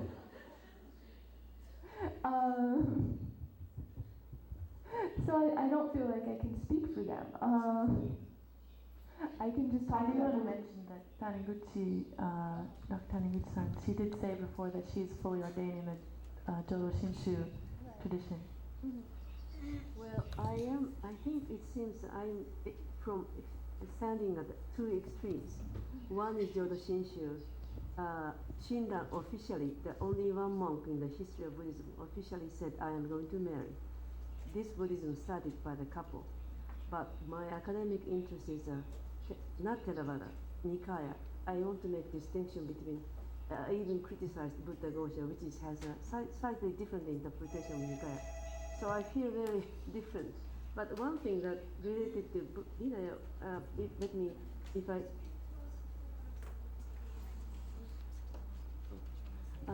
thank you. Not relating to the question, I cannot say anything about Japanese Buddhism because I am fully ordained, but only in the, in one sense, practical sense, as a clergy or as a minister. So I'm sorry, I cannot answer to the doctrinal issue, except some limited thing to the Japanese Jodo Shinshu aspect. I may be able to say something, but regarding Nikaya, there is no such a thing. Vinaya, there is no such a thing. But the spirit of, in this case, the spirit of Shinran's understanding Vinaya, whatever good action you may take, there is always a degree of tanha. So whatever, it's a little bit similar to Calvinistic understanding. So total dependence on the faith of Amida Buddha comes the whole issue. So, sorry. But one thing that I really, whenever I come to this kind of conference, people keep talking about Vinaya, Vinaya, Vinaya. Whatever, when it comes to the Buddhist ethical approach, Vinaya only. But in the Nikaya, Vinaya, which is Sikkapada, the Sila has been very heavily confused soon after the establishment of Nikaya, which is even appeared in the Milinda Panha. So people began to focus on Nikaya, Vinaya as a Sikkapada or guideline because of this mixed misconception or mixture of the two languages. And Sila and Sikkapada, different things, categorically and conceptually. They may be similar, it appears to be as a phenomenon, as an action. But one, Sila is a spirit of as a refined action, refinement of physical verbal action. As opposed to Sikkapada is you can write it down as a line. So I think it's kind of difficult to take Vinaya as a core of Buddhism, because even if you keep 500 Vinaya, suppose, it doesn't guarantee that you are enlightened. So the Sila, I wonder why Sila should be more emphasized instead of Vinaya, because Buddha himself said, minor rules can be changed. So cultural aspect should be more carefully examined if we can keep this Patimokkha or we can change. But I'm sorry to your question.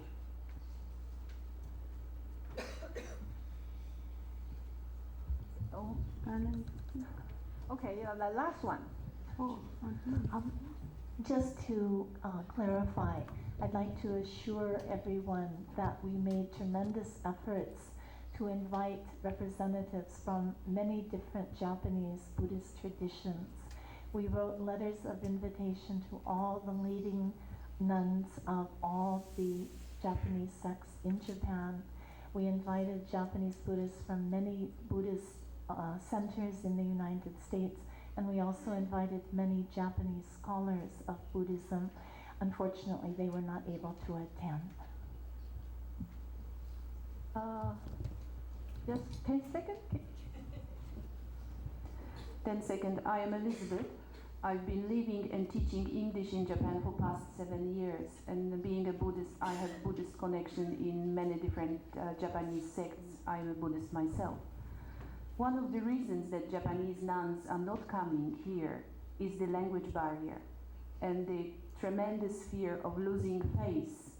Being an Asian, they are very, very scared of losing face, of not knowing English language, even though they are studying English for many, many years. If Japanese nuns were given a group experience and a translator and interpreter, they were prepared for such an event. They would have been here, not in numbers, but they certainly would make their presence. We had Japanese women, and one of them, Midorigawa Myose, from Tendai sect last year, but due to her study in India, she is unable to attend this conference this year. But the language is a barrier. Oh, I'm sorry. I would like to, may I? Oh, just right before I left to America, I got an email from Barbara Luke, who is a professor at the Columbia University. And I contacted with her, and she asked me to how to attend the Sakadita conference, because she wants to send the Japanese nuns. She has many Japanese friends. But it was too late. But I told her to would you please try to contact the Venerable Access Homo, because it already was deadline, I think around June, middle of June. So I sent her to email and everything, the Venerable Access Homo, and to get the accommodations in Taiwan. And I left. So unfortunately, they couldn't get accommodation or something. So she said she will try to send her steps and Japanese non-friend in 2004 in Korea, because she didn't know about Sakadita well. That's my understanding. Thank you. Thank you very much for clarification, and we hope to see the Japanese nun Vishuni in next conference. Okay， 谢谢。那接下来呢，我们就要那个 group discussion，small group discussion. We move to a small group discussion. Thank you very much. And lunch at 11:30. Okay， 谢谢大家的参与。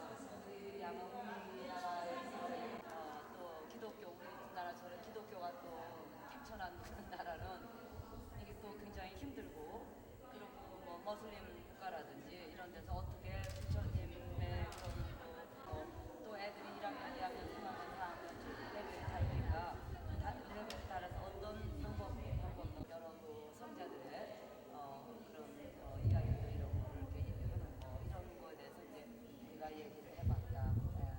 가능성을 또 이렇게 서로 나눠보고 그랬다. Anything else? 그리고 이제 maybe we can talk about something about Korea. Yes. Status quo of Korea because everything is 이게 다 물이 아니라 신신.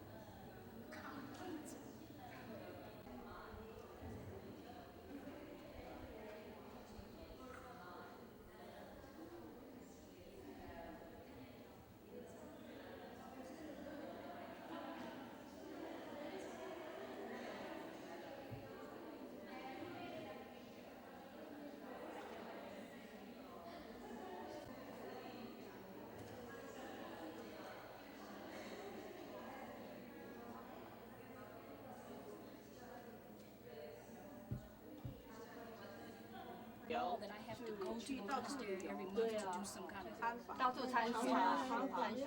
write letters, we talk to people, I see 这一位就是说，对，在寺庙他以前说过，就有一些出家人，他们就会比较我比你好啊，就是什么。可是他把头发留起来，他还是要包起来，不是放出来啊。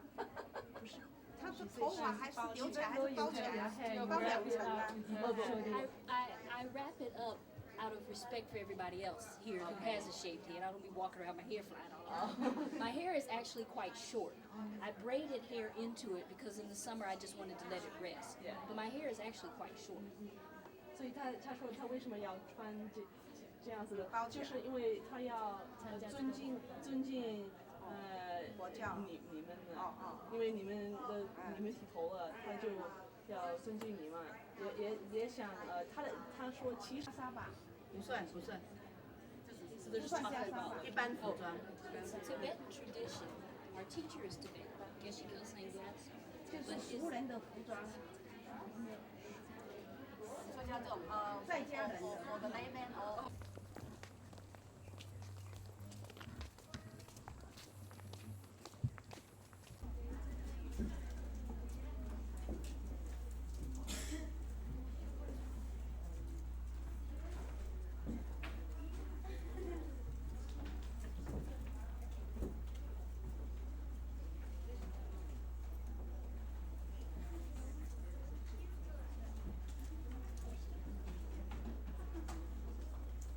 University and Super Nun. 好，我们等一下有，我们现在要开始。今天的主持人是热兰法师，布克莱大学博士，华梵大学的教授。好，谢谢，请师父。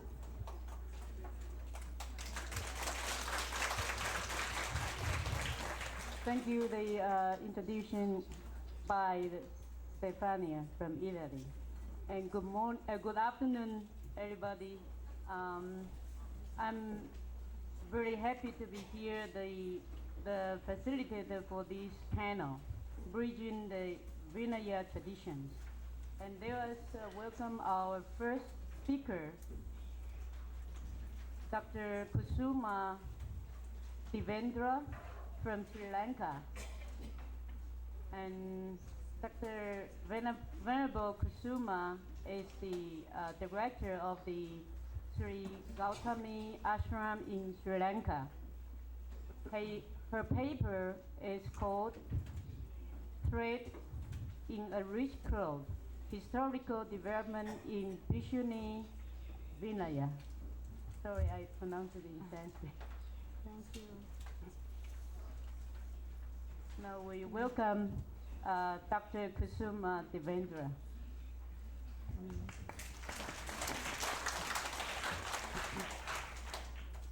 Bridging the Vinaya tradition. Here again we are talking on Vinaya. I must apologize that this Vinaya is exclusively for monastics.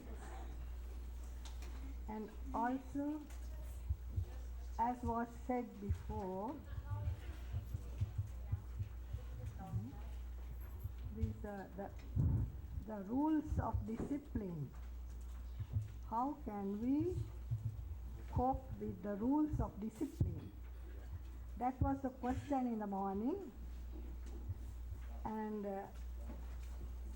some of them said we have to depend on intention. Is it wholesome karma or unwholesome karma? Well, these are two different things, but both are relevant.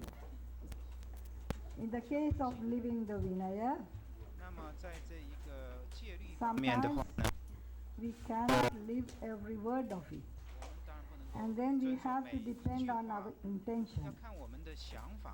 And sometimes when you are innocent, the rules are such that the rules don't apply. So if the intention is not there, then you have not transgressed the Vinaya. But they are within the limits of the Vinaya. So in the morning there was the talk about how we may stay alone but yet belong to a community. In Sri Lanka, as we practice, we cannot stay all the time with the community. I, for one, I go about very much, but we come in for bi-monthly recitation. Every half month, we meet together and recite the Pratimoksha. If we cannot meet on that day, then by proxy we have to send a letter expressing our purity and our inability to join the Sangha. So then we overcome this problem of not being in the community all the time. So you could be alone, still you could give us phone call or a message through the community that is reciting the bi-monthly Pratimoksha, and then you are one within the community. So now to get down to my subject, I have very little time. Reading Rosanna C. Answering the call to realize Buddhahood, I was greatly inspired.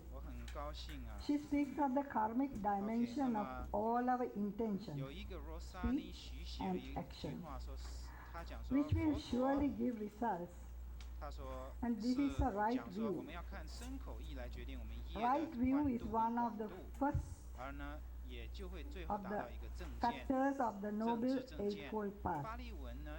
So if we are in right view, our intention could be right also. The Pali term is Kammasakata Samadhi.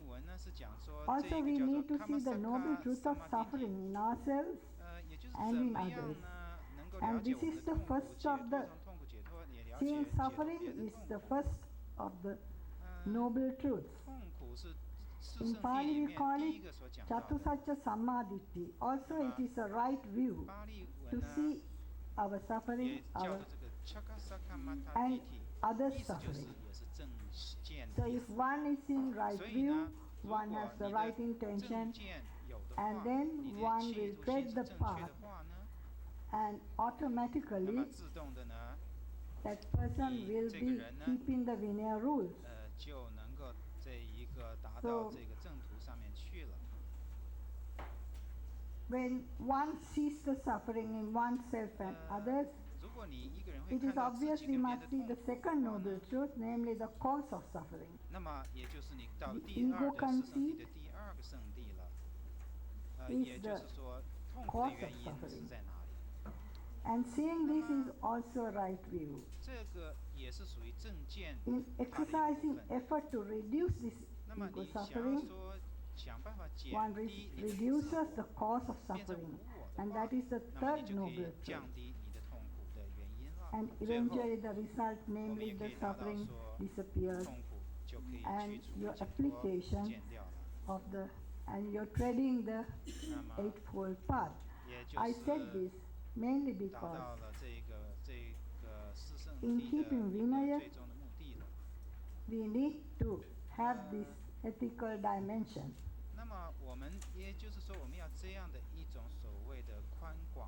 So we could always practice according to the Dhamma, either living the four sublime states or seeing impermanence, non-self and suffering, or seeing the karmic dimension of good and bad intention. So my topic is bridging the Vinaya traditions.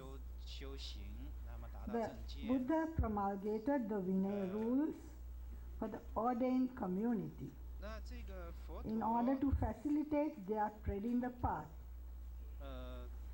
We need to practice Vinaya to this end.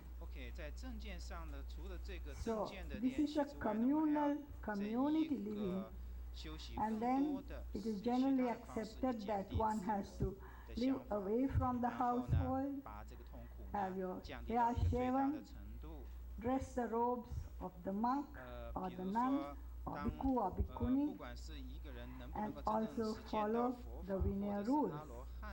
Such a person, wherever she is or he is, could be called rightly a bhikkhu or bhikkhuni. And also they have to come in for this bi-monthly recitation where they express their purity. And then the communal living becomes harmonious. In tracing the historical developments in Bhikkhuni Vinaya, we do notice many a patchwork in the rich cloth. The Vinaya was handed down for generations by word of mouth, and then written down maybe a few centuries later. It is reported that the Venerable Mahinda brought Vinaya books to Sri Lanka in the 3rd century BC. So our Pali canon is about the oldest Vinaya that we can, that is available to us. It was a big task for me to do a research on the ancient Bhikkhuni Vinaya. It opened my eyes to the need for bridging not only the various traditions, but also bridging the gap of thousands of years of use and disuse of Vinaya. Interpolations, alterations by subsequent Vinaya masters in ever new environments of age and culture. 2,000 years ago, we know the problem of transportation, communication in terms of language and distance, which undoubtedly left its mark in the Vinaya rendering. Sri Lanka, being a small island nation, it appears the original Pali Vinaya has been preserved to a larger extent, as if fossilized. Nobody took much trouble to alter the Vinaya. We still have the Pratimoksha rules well preserved. Our culture was entirely built on the same basis as in India. Even our architecture and language and practice is very close to the ancient tradition in India. But in China and in other countries, we see greater differences due to ethnic religions that prevailed. Also, dress, language, climate, distance made the gap wider. In my research, therefore, I had to rely mostly on the Pali Vinaya to discover the original Buddha word. Especially my work was around the much discussed 8 Garu Dharmas. These Garu Dharmas appear in Pali as separate from the Vinaya Pratimoksha. They are merely rules that don't apply and they don't come in for the bi-monthly recitation.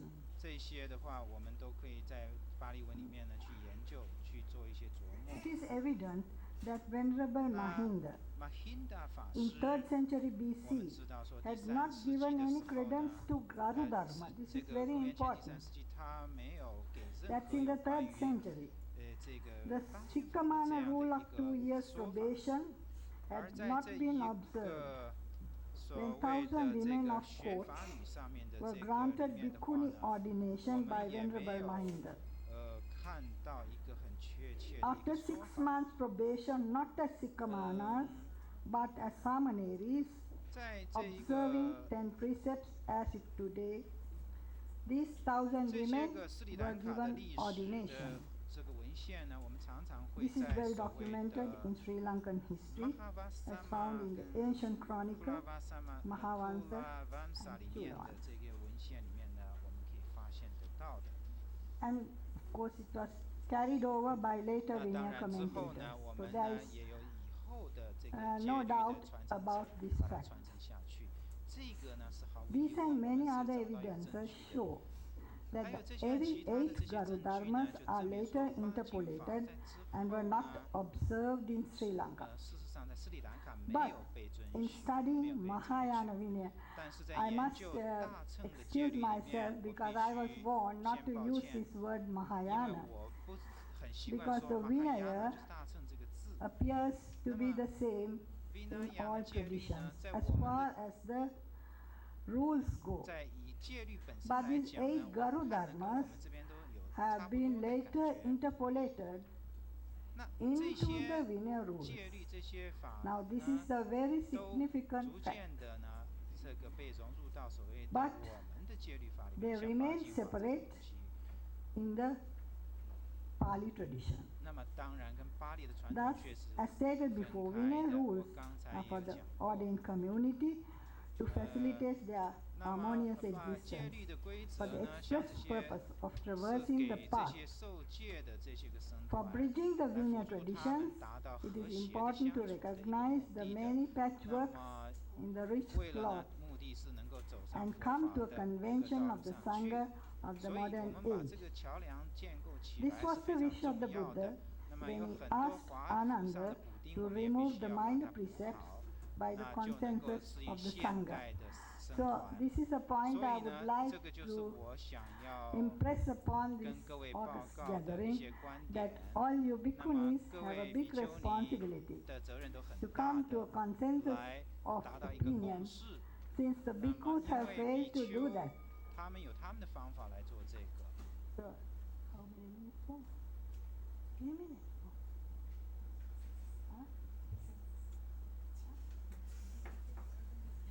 Huh? About come to consensus about these minor rules and come to a harmonious agreement as to what we should keep and what not. Then all of us can have a more bridging the gap would be much easier, because we know what is right, we know what is wrong, because the thousands of years have passed and we need to see eye to eye with each other. So I think, Venerable Lecture Soma, you will take this challenge, and maybe someday we will have a common vinaya for all the monastics. Now the second part of my talk is on the Bhikshuni Prakirnaka in the Mahayana text. This Bhikshuni Prakirnaka, or miscellaneous items in Mahayana text, such as the Mahasangika, contain parallel material as found in the Bhikkhuni Khandaka of the Pali Chulavagga. It became necessary to study this text to place the Chulavagga in perspective. While the two Vinayas as a whole agree to a large extent, many significant differences can be noticed regarding the treatment of the Garudharmas, the description of Sikkamana, the position of Mahaprajapati, and so on, which undoubtedly show the later development of the Bhikkhuni Vinaya of both Mahayana and Theravada. Mahasangika Lokottara seem to have emerged from Mahasangika in about the 3rd or 2nd century BC. The manuscript on which the present edition is based belongs to the 11th or 10th century AD. In spite of the considerable distances of age, the ancient Vinaya tradition is well preserved, says Roth. I have given all the references, and I have this paper there for you to read, all of you who are interested. Akira Hirakawa sees in the number of histories, life histories, avadanas, inserted into a Vinaya text an indication of its age. If we accept this view, we might say that the Pali Bhikshuni Vibhanga with only one apadana is older than the Mahasangika Lokottravadin containing 7 avadanas. Mahasangika has a total of 31 avadanas. Mula Sarvastivadi has 170 avadanas. This means that of all the Vinayas, that the Pali Vinaya is the most ancient according to these scholars.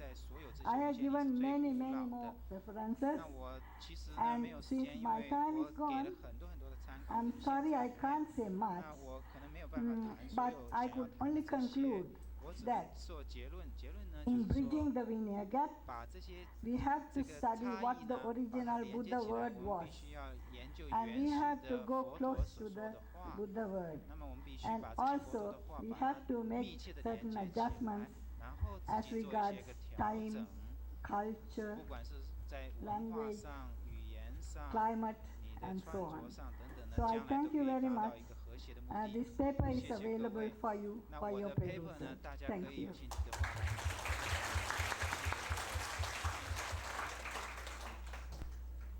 Thank you very much, Venerable Kusuma, and thank you for your bringing us so important references from both Mahayana and the Pali traditions. Thank you again. And now, our next speaker is Ms. Rosanne Fries, and she is from United States, and she is currently teaching at the Department of Architecture, California, and she got her MA from UC Berkeley, California. Great. Thank you. Now let us welcome our next speaker.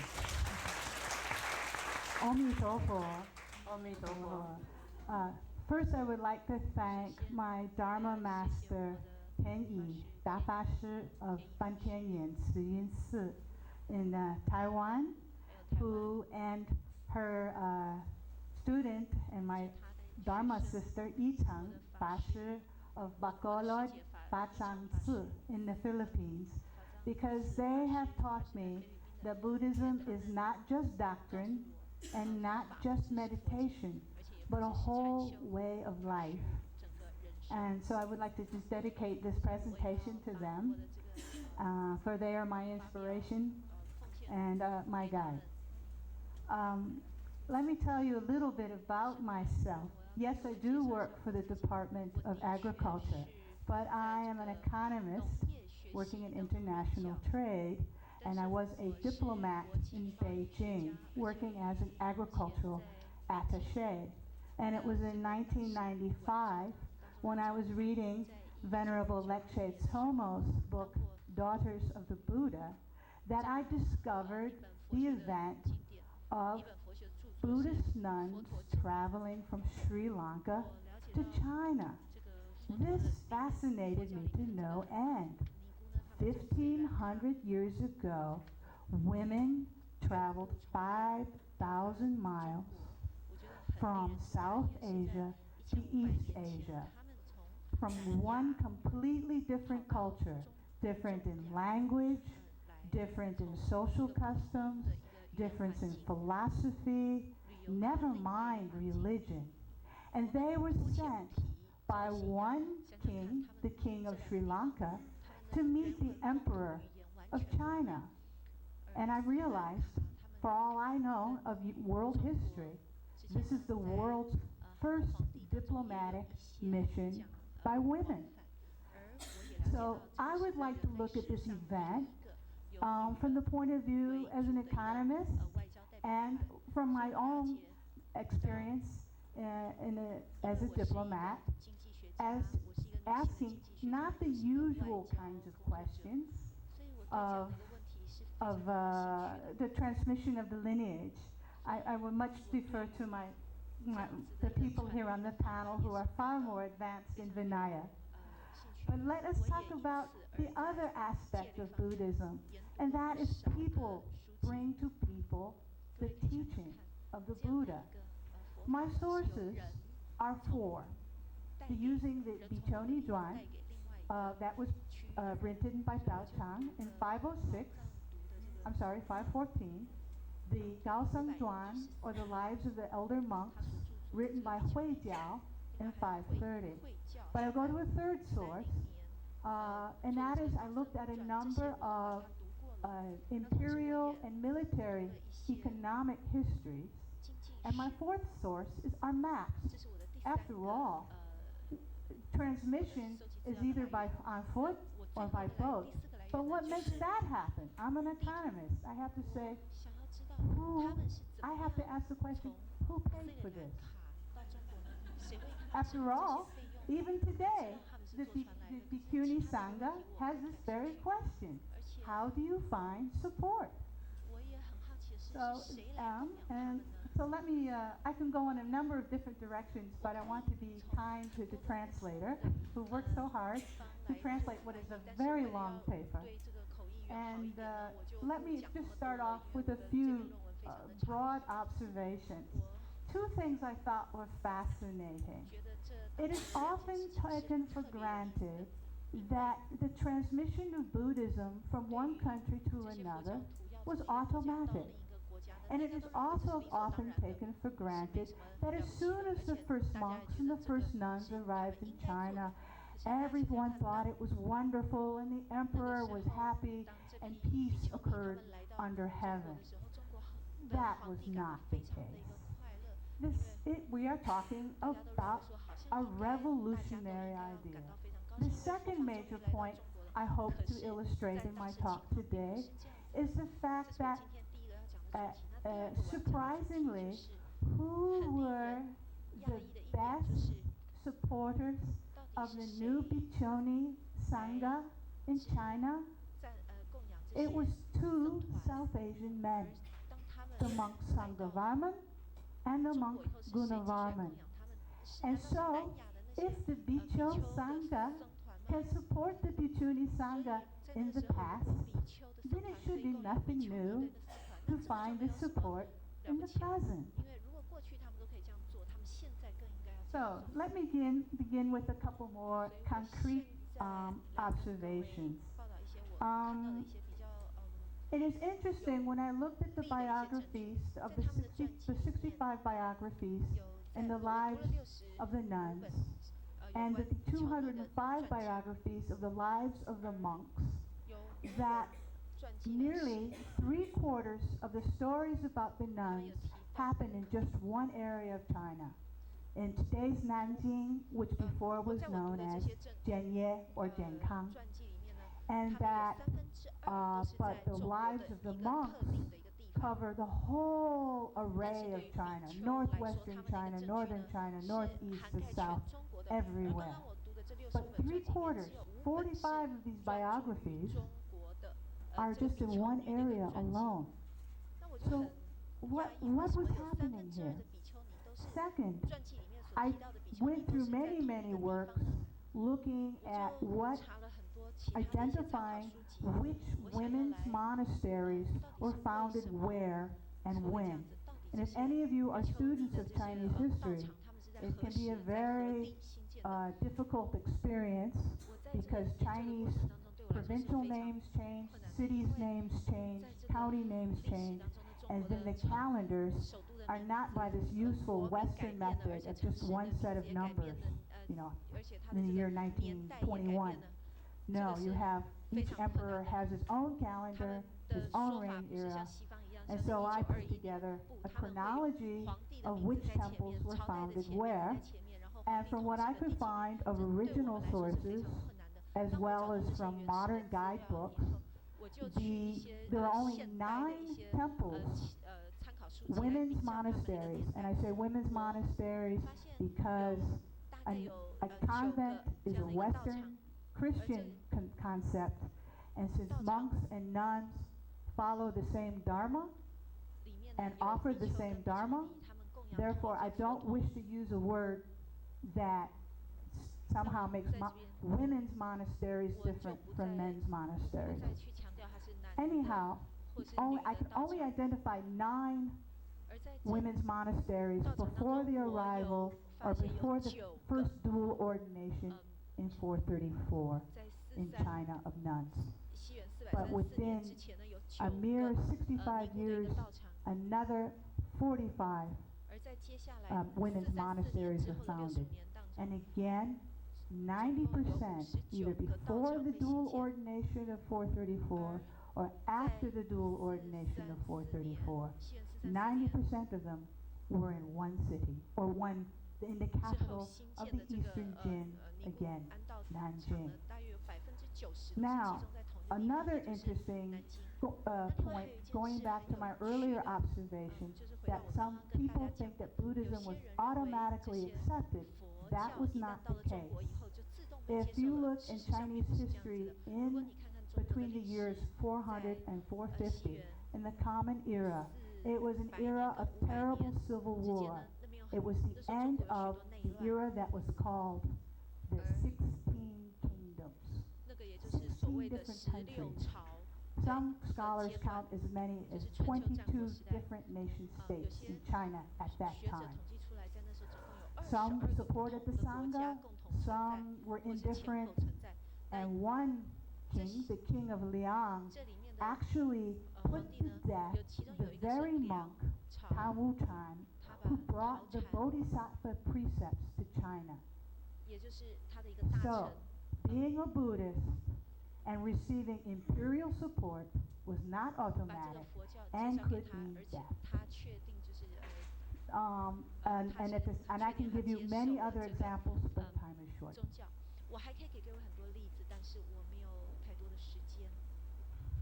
Also, I would make the observation that Nanjing, this is the capital of the Eastern Jin, that had begun in the year 420, was not only the recipient of nuns and monks as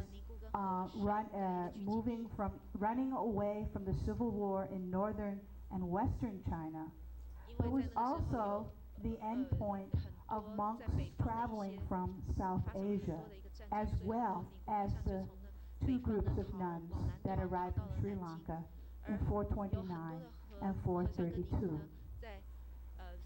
I have found in my research in looking at maps, because I wonder, how do you cover 5,000 miles? You just don't do it like that.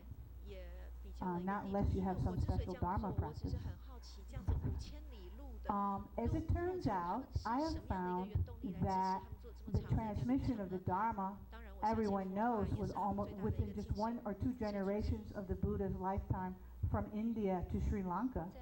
And in Sri Lanka, 1 and 2 centuries before the Christian era, was already, common era, was already actively sending monks to Vietnam, to the northern part of Vietnam, to Bắc Ninh province, into the area called Lui Lao.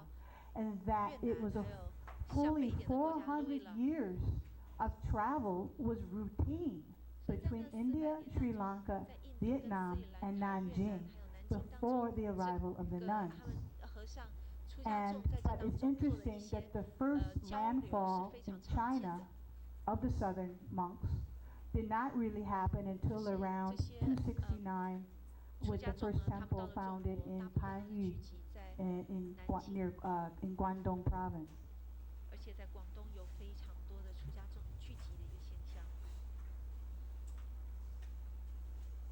So I would say that Nanjing is a focal point of 2 Silk Roads, one coming from the west over the mountains from China, and from the south through the ocean from India. And I think I would like to invite those who are interested in Theravada history to look more into the sea routes, because when people travel by land, as many monks did, such as Fa Xian, who left China in 398 to go to India on foot, he interestingly decided to go back by water. But see, when land is a wonderful way of preserving documents and temples, viharas, and so forth, it's a long way. It takes 5, maybe 10 years to go by foot. But you know, your likelihood of success is fairly high. By ship, it's quick. It's only 3 to 6 months. But should you hit a typhoon, all are lost. Not only the people traveling on the boats, but all the things that they carried with them. And I cannot believe that somehow the boats that went from Sri Lanka did not stop in Burma, did not stop in Thailand, did not stop in Malaysia before getting to Vietnam, and then Guangdong, and then Nanjing. So I hope that there will be Buddhist archaeologists and anthropologists. Just because there were no written languages in these countries in these centuries does not mean that the Buddha's Dharma did not find good seed and good fruit there.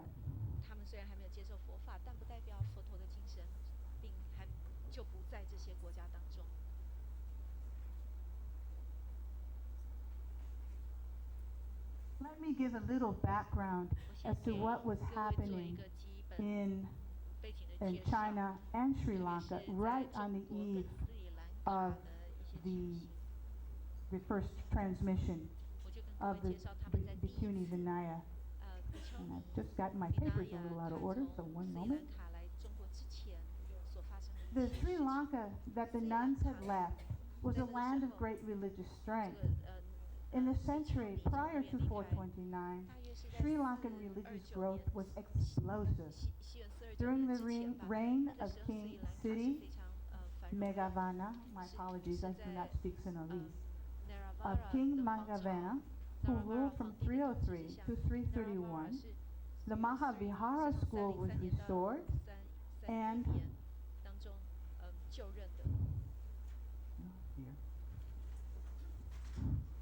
let me just speak from memory.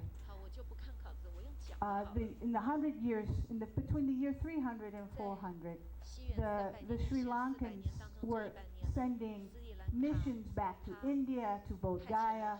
They were sending jade Buddhas to China, to the emperors. They were setting up viharas throughout all of South Asia. And then, of course, moving farther on into Vietnam, and it's well documented, both in Vietnamese as well as in Chinese. these events. To them, it was normal to share their good teachings. In China, again, the emperor was this particular emperor, we cannot prove it was the emperor one of the Jin dynasty. We cannot prove that he met the nuns directly, but he invited by sending envoys to bring the monk Gunavarman from North Vietnam, brought the monk Gunavarman to his palace, and for the first time in Chinese history, he was the first emperor to ask about Buddhist ethics and running the country, and decided that Buddhism could be used to 治太平, to bring peace under heaven, a Confucian value. Monk Gunavarman was a preceptor involved in the ceremony, so was Monk Sanghavarman, and though it was greatly debated as to whether many Chinese objected to the dual ordination, saying if there was no Bhikkshuni Sangha in China before, the circular argument, well, we can't have one now. But Gunavarman replied, China is a frontier country, and the intention is there. And therefore, let us go on with the dual ordination to fully manifest the Dharma. Another monk, Huiji, had questioned this ordination after it took place in 434. And Gunavarman said, we are only bringing to completion what has already been established. My paper has these things in quotes. I'm just giving you the big concept. And with that, Huiji ordered his monks to revere the Sri Lankans and the Chinese who were ordained. Over 300 women, a good 5 or 6 are identified in my paper. And I will be glad to give you copies of that by email. Then it was interesting because of this monk who had Huiji, who had questioned the ordination and then accepted it. It is interesting that perhaps it was for a number of decades, perhaps, that the Sangha did not venerate the Bhikkhunis, but they changed their mind. And indeed, when Gunavarman was cremated, and perhaps was the first monk to be cremated in China, those first nuns at the ceremony built a stupa on his temple, Qihuan Si, and gathered there to cry. Perhaps to cry because he was gone, or perhaps to cry in joy that his good seed had finally borne good fruit.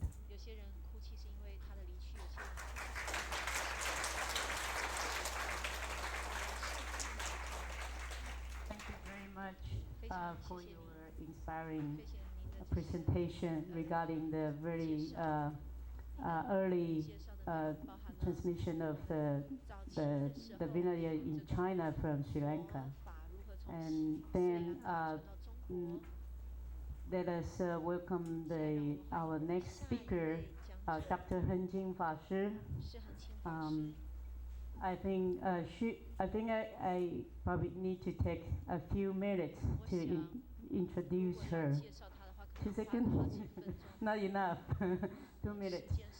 She is currently teaching in the Department of Philosophy at National Taiwan University.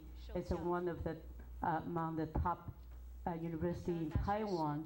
And since Venerable Henqing has been helping planning for this Shakadida conference, and since a couple years ago, and also she is so humble, and she didn't want to sit on the stage on our opening ceremony. Actually, she was doing very great job and a lot of work before Venerable Leishi Zoma arrived in Taiwan about a few weeks ago.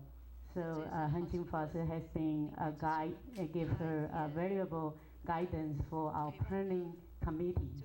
And she also supported all finance for our opening ceremony and also for the tickets for the nuns. So we really appreciate her hard work.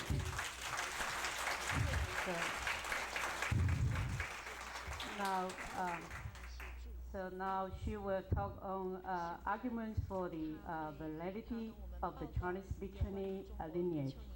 Please. 我就用中文讲 I 好 would 了 like 哈 to。use 那个 Chinese. 首先谢谢主 First 席 of all, 的 I'd like 介 to 绍哈 thank，the 其实 introduction 没有他讲的那么 from the 好 chairman. 哈。I'm not really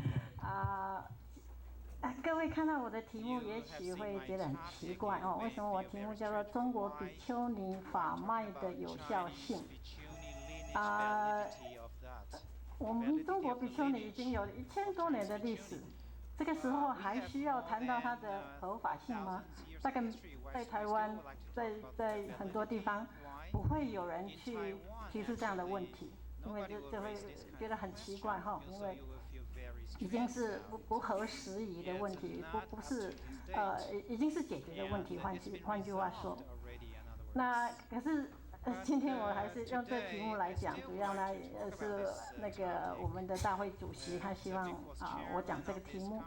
那其实背后还有一个很重要的背景，就是大概20几年来，我跟Venerable Lecture Zomo 为了西藏传统能够建立一个比丘尼制度呢，大概努力了20几年。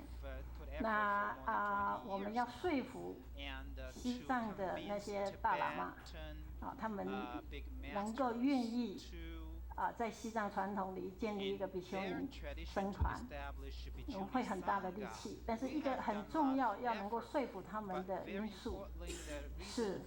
要告诉他们，或者是他们要求我们要告诉他们，我们中国比丘尼的这个僧团从开始到现在是不是很如法，是不是很有效性啊？所谓的 validity， 他要求我们要证明这个给他们看啊，所以我们就找资料等等很多人做这样的努力做了10-20年。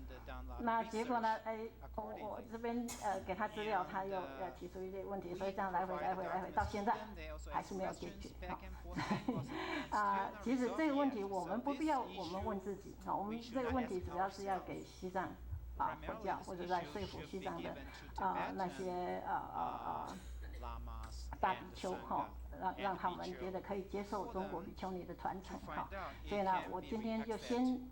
很简单的，因为可能大部分的人也知道中国比丘尼制度怎么样建立起来的它的有效性是怎么样，我稍微回顾一下。那接着我可能比较重要的是，借着这个前提，我们来思考一下，或者是来提供西藏佛教如果这个前提可以成立的话，就是换句话说，中国比丘尼制度绝对没有问题。那他们可以怎么样来借助中国比丘尼的制度来建立他们自己的比丘尼的方式那我们来建议他们。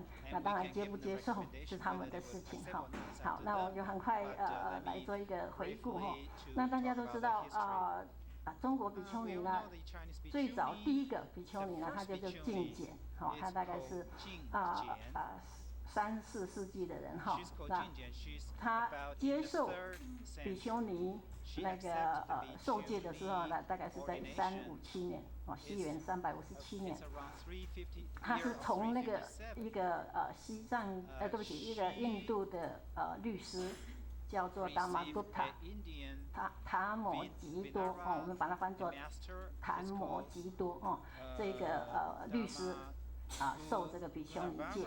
可是当时，我们可以知道，他一定只有从一部僧受戒，只有从比丘僧受戒，因为他是第一个比丘尼嘛，所以他之前当然不会有比丘尼，所以呢，很显然的，他受的戒呢是一部僧受戒。好了，那如果很严格来说的话，这是不合律制，我们都知道必须要2部僧受戒。好，那2部僧受戒什么时候呢？那大概要等到刚才那个Roseanne 也提过要到434年西元434年才得以有2部僧受戒。那个缘起是因为在西元429年的时候呢，有8位西南的比丘尼到中国来，那到当时的扬州，那他就去挂单在一个叫景福寺，就一个尼众的道场。那他在那边的时候呢，他就问这个景福寺里面的那些比丘尼，他说，在我们来之前，你们有没有外国比丘尼来过啊？他们说没有。那他就问他既然没有外国比丘尼，那你们怎么受戒的？你们没有比丘尼给你们受戒啊？那这样还是没有恶不生啊，还是不如法，所以这个问题就变成很严重了哈，或者是说起码就引起中国比丘尼去面对这个问题。所以呢，他们当时就求教一个律师叫做求那拔摩，就是布那巴玛。好，那问他说，那这样我们以前从定检一直到现在在差不多经过70几年。那我们这些受戒的一不生受戒的，到底可以不可以？到底如不如法？那根据这个律师这个琼那拔摩的回答，他是这样讲我就到那个原点，我这样念他叫戒法本在大圣中发，色不本是，无妨得戒，如爱道之源。他的意思就是说，比丘尼受戒呢，他能够得戒，或是说他能得戒，主要是从大僧，所谓大僧就是比丘僧，从那边得来的。好，那所以呢，色不本事，如果不做本事，所谓不做本事，就是也可以叫做不做本法。所谓本法，就是在比丘尼僧中受戒，就是第一步，就是前一个步骤。如果不先经由比丘尼受戒的话呢，那无妨得戒，这句话很重要。他说不妨碍你得戒。好，那他举一个例子，就像大爱道一样，因为大爱道之前没有比丘尼嘛，没有尼师嘛，所以他不可能从比丘尼受，他从佛陀受啊，对不对？所以如果是这种情况，换句话说，在没有比丘尼之前，你从一部生受戒是可以的，所以这大概也是常识，我们大概想想，这也是常识，那也是很合理，所以呢，基本上呢也可以，那但是呢，如果有比丘尼的话，那当然是有更好啊，那就要从比丘尼受啊，所以他们就说，那既然是这样，那现在有新来的8位比丘尼，那我们可以从他受，但是呢，戒律的规定必须要10个，以中国的传统那个达玛古帕就是法上部的规定的话，要10个那个戒师。所以呢，他只有8个，所以不够，所以不够呢，他们就要人再去西南，再去请来，所以他们又从西南又请了3位那据说呢，有一位叫铁梭罗，就是铁沙拉这个比丘尼他就带着3个人，就3个人一起来，所以就一共有11位，那就够了就可以2部生受戒。所以呢，在西元434年，在扬州的南宁寺，就由谁来受戒呢？那时候的布那巴玛就是那个求那拔摩已经过世了所以就由另外一个戒师叫做僧伽拔摩给他们受戒。所以呢，到434年，说中国的比丘尼僧团就是完整的正式的成立，完全应该是没有问题。好了，那如果是这样的话，那西藏国家还怀疑什么呢？对不对？还有什么问题要问呢？现在问题就在下面了就如果是您很仔细去做研究的话，你会在那个资料里面在藏经里面一些史传部的一些典籍里面，你会发现有一些记载是对比丘尼僧团不太有利他怎么讲呢？譬如说，我们举一个例子，就在宋太祖的时候根据那个佛祖统计有一部典籍叫做《佛祖统计》，那他有记载很清楚记载，他说在宋太祖的时候，宋太祖呢，因为他也不太懂佛教，可是他就下一个诏令，他说，为了怕你们这个比丘尼混杂在一起，所以呢，以后你们受戒他皇帝嘛，他可以下命令，他就说以后你们受戒的时候，就在尼众就在比丘尼的寺庙受戒就好了，不可以到比丘那边受戒，他就下这样的命令。那像这样的命令，换句话说，他也没有讲很清楚，但是呢，没有记载很清楚，但是它很显然的含义就是说，以后比丘尼自己受戒，就不必到比丘了。那这个就很严重，为什么？如果照刚才琼那法摩的解释呢，比丘尼的那个戒呢是要在大僧中发，就是说，换句话说，要最后比丘给他们受戒之后，才能够算完成。光是到比丘尼还不够，好，那比丘尼跳过去反而是比较可以，因为最后那个阶段他认为是最重要。好了，那如果照这样的记载，那他就比较严重。可是呢，我们同时又看到一个记载。他说：“没错，宋代主曾经下过这样的命令，但是呢，那个自盘就是写这个佛祖统计的这个和尚哈，他很明确的讲，他在写这本书的时候，他记载这件事情，可是他同时说，宋太祖曾经下过这个命令，可是现在他在写书那个时候，他说现在已经没有了。换句话说呢？”这件事情呢，也没有说一直延续到很久。换句话说，这中间可能有一段时候是比丘尼没有办法到比丘僧团去受戒，可是呢，这个不是长期的，所以我们不能就因为这样的记载，把比丘尼的中国比丘尼的那个有效性呢，把它否定掉。这个是这样。然后呢，我们再看如果你看明清的一些史书的记载呢，我们也看到有一位律师叫做洪赞，他曾经在他的书里写说，哎呀，比丘尼制度已经这个失传好久了，是因为怎么样呢？因为他们都没有二不生受戒。他也这样提，没错。可是我们在其他的那个书里面，又同时发现譬如说建岳律师，或者苏玉律师这两位律师，他们的著作里面又同时说，我们有举办二不生受戒。所以换句话说，两种都有记载有不利于这个。比丘尼僧团的合法性的记载也有利于的都有。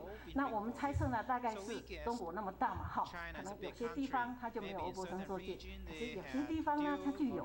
好，可是如果是因为这样的话，我们也不能说有些地方没有，我们就否定它，这个整个把中国比丘尼的僧团呢的有效性就整个否定掉。那这样也不合理哈。好了，那这个如果都还可以解释的话，现在还有一个大问题，就是什么问题呢？就是今天我们都看得见的，西藏的喇嘛，他到台湾来一打听说，哎，你们台湾受戒，从民国40几年、50几年以后开始受戒，到今天，我们怎么发现前几十年，前30-40年之前，所有的戒场都是一不生受戒。都是只有在比丘僧受戒，都没有在比丘尼僧受戒。那这个我们一问中国佛教我们这些人抓到刚刚就不知道怎么回答，对不对？因为这被人家抓到辫子了嘛，对不对？因为我们事实上是这样嘛。那所以我的话我私底下我都很怨那些律师那些传戒的那些所谓的戒师他们应该比我们都懂嘛可是他当时他就不生受戒啊。我一直想要问说，为什么他们不二不生受戒？因为当时还是有很多的比丘尼可以当戒师，可以做的。我在猜，可能是他们不在意，他认为说反正就是在比丘僧受就好了嘛，比丘尼有没有都没有关系。那这个心态是不对的。可是呢，他们就这样做结果呢，这个因为这样，那个西藏佛教呢也。用这个来指引中国佛教比丘尼的那个僧团是不是合法，是不是如法那所以呢，这被这么一问以后，现在你看看每一年的传戒都是二不生受戒现在的大概大家知道这个那个背景就是这样。好，那这个背景是这样的，接下来我们要谈的就是说如果是我们被抓到的这个辫子，或者我们有这些情况的话那比较严重的是说，现在我们有一段时间起码在台湾是只有在比丘僧受戒，没有二不生。那如果根据我们刚才那个逻辑，或者跟刚才那个记载那种印度来的那些律师，他们的解释是说，依附生受戒在男众受戒没有比丘尼受戒还是可以。好，唯一的就是什么呢？他说尼不做本法者，好，所谓尼不做本法者说，比丘尼就是尼师没有先从比丘尼生受戒，好，那他是可以得戒。很重要，他还是可以得戒，他受的戒还是如法，还是有效。可是呢，戒师要得罪。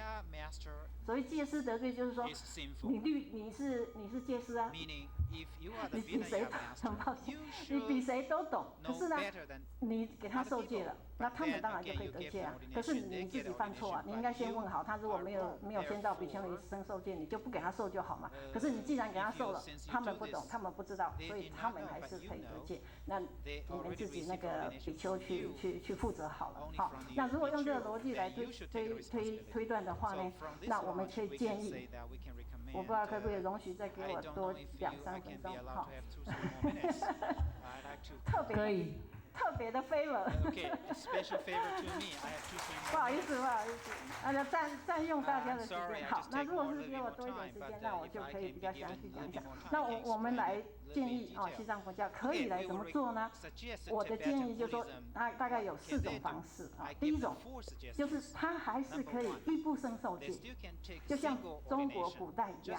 好，就我们当初也是一样啊，没有比丘尼啊，所以我们还是就受了嘛。好，那受了就是他们根本也不要来问我们中国比丘尼到底如不如法，跟我们中国比丘尼没有关系。他们就怎么样呢？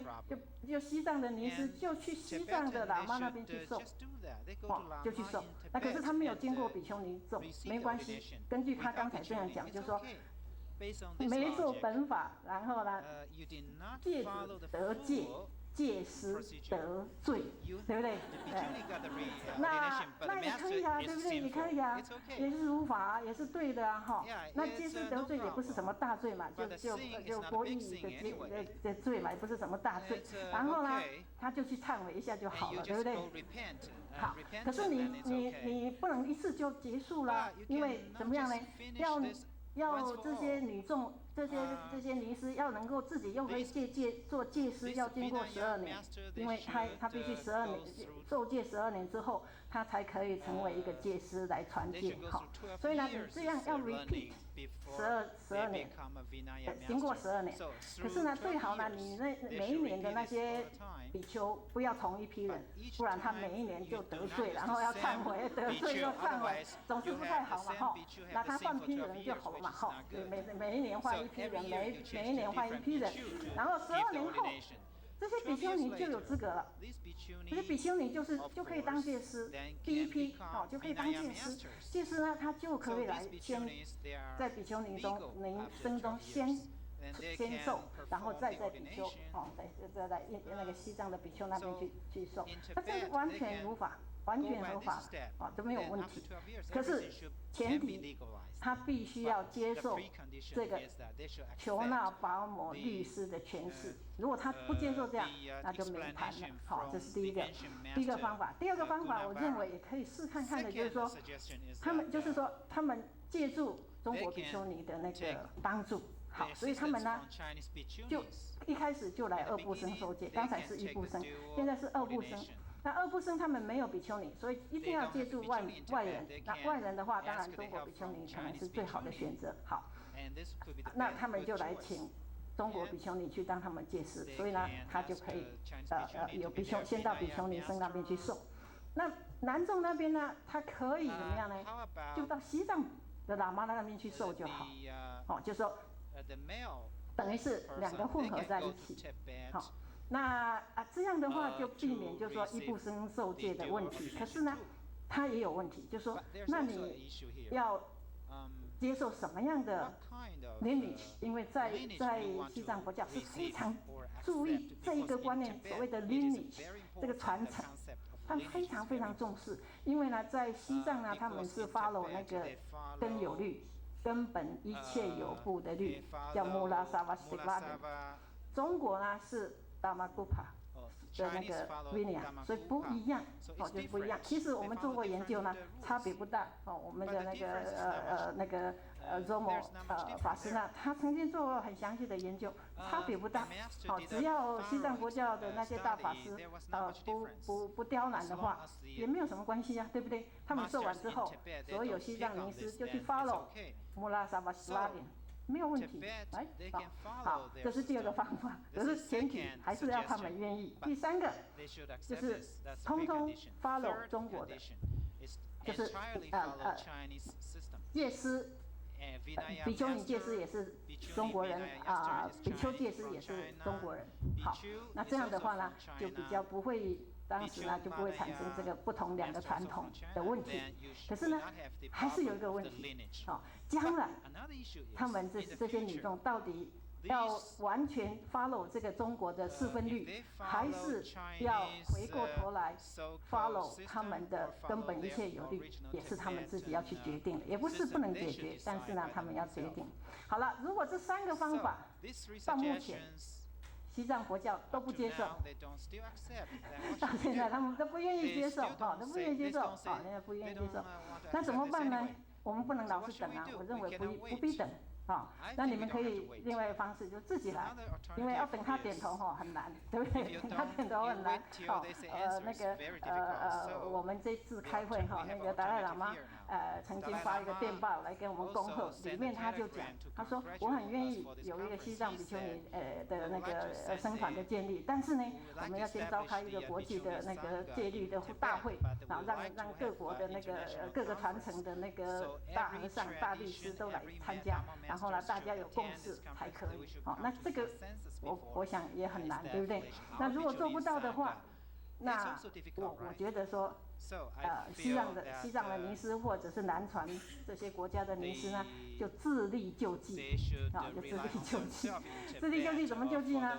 你们很简单嘛，也不必到台湾来受，因为飞机票很贵嘛，你就干脆怎么样呢？就在印度你们那边有很多西藏的尼师啊，对不对？他很多啊，那你就自己办一个传戒的那个叫什么传戒的法会嘛，自己传嘛，那你就从台湾请来12个。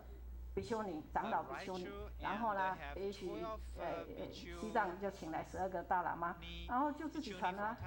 那总有一天我们自己承认嘛，没关系嘛，他不承认没关系，我们自己承认。那总有一天我们如果是自强自立，那他总有一天他必须要承认我们。很抱歉我用大家太多的时间，那我也希望大家集思广益来替这个没有比丘尼制度的国家来解套我们都希望。他们能够有比丘尼制度的建立，你想想看，西南，我们中国是从西南得到比丘尼戒，可是他们会失传，可是我们想想看，说不定哪一天我们中国也会失传啊，对不对？所以如果每一个国家、每一个传统都有比丘尼制度，那对佛教不是很好吗？好，谢谢。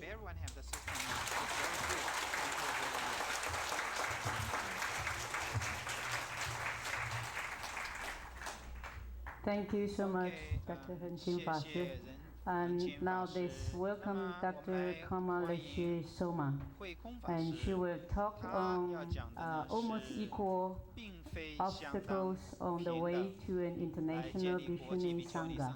And I am sure everybody here already know very well about Venerable Leshe, so I don't want to. I don't need to introduce her again here. Okay. Please let us welcome her. Thank you.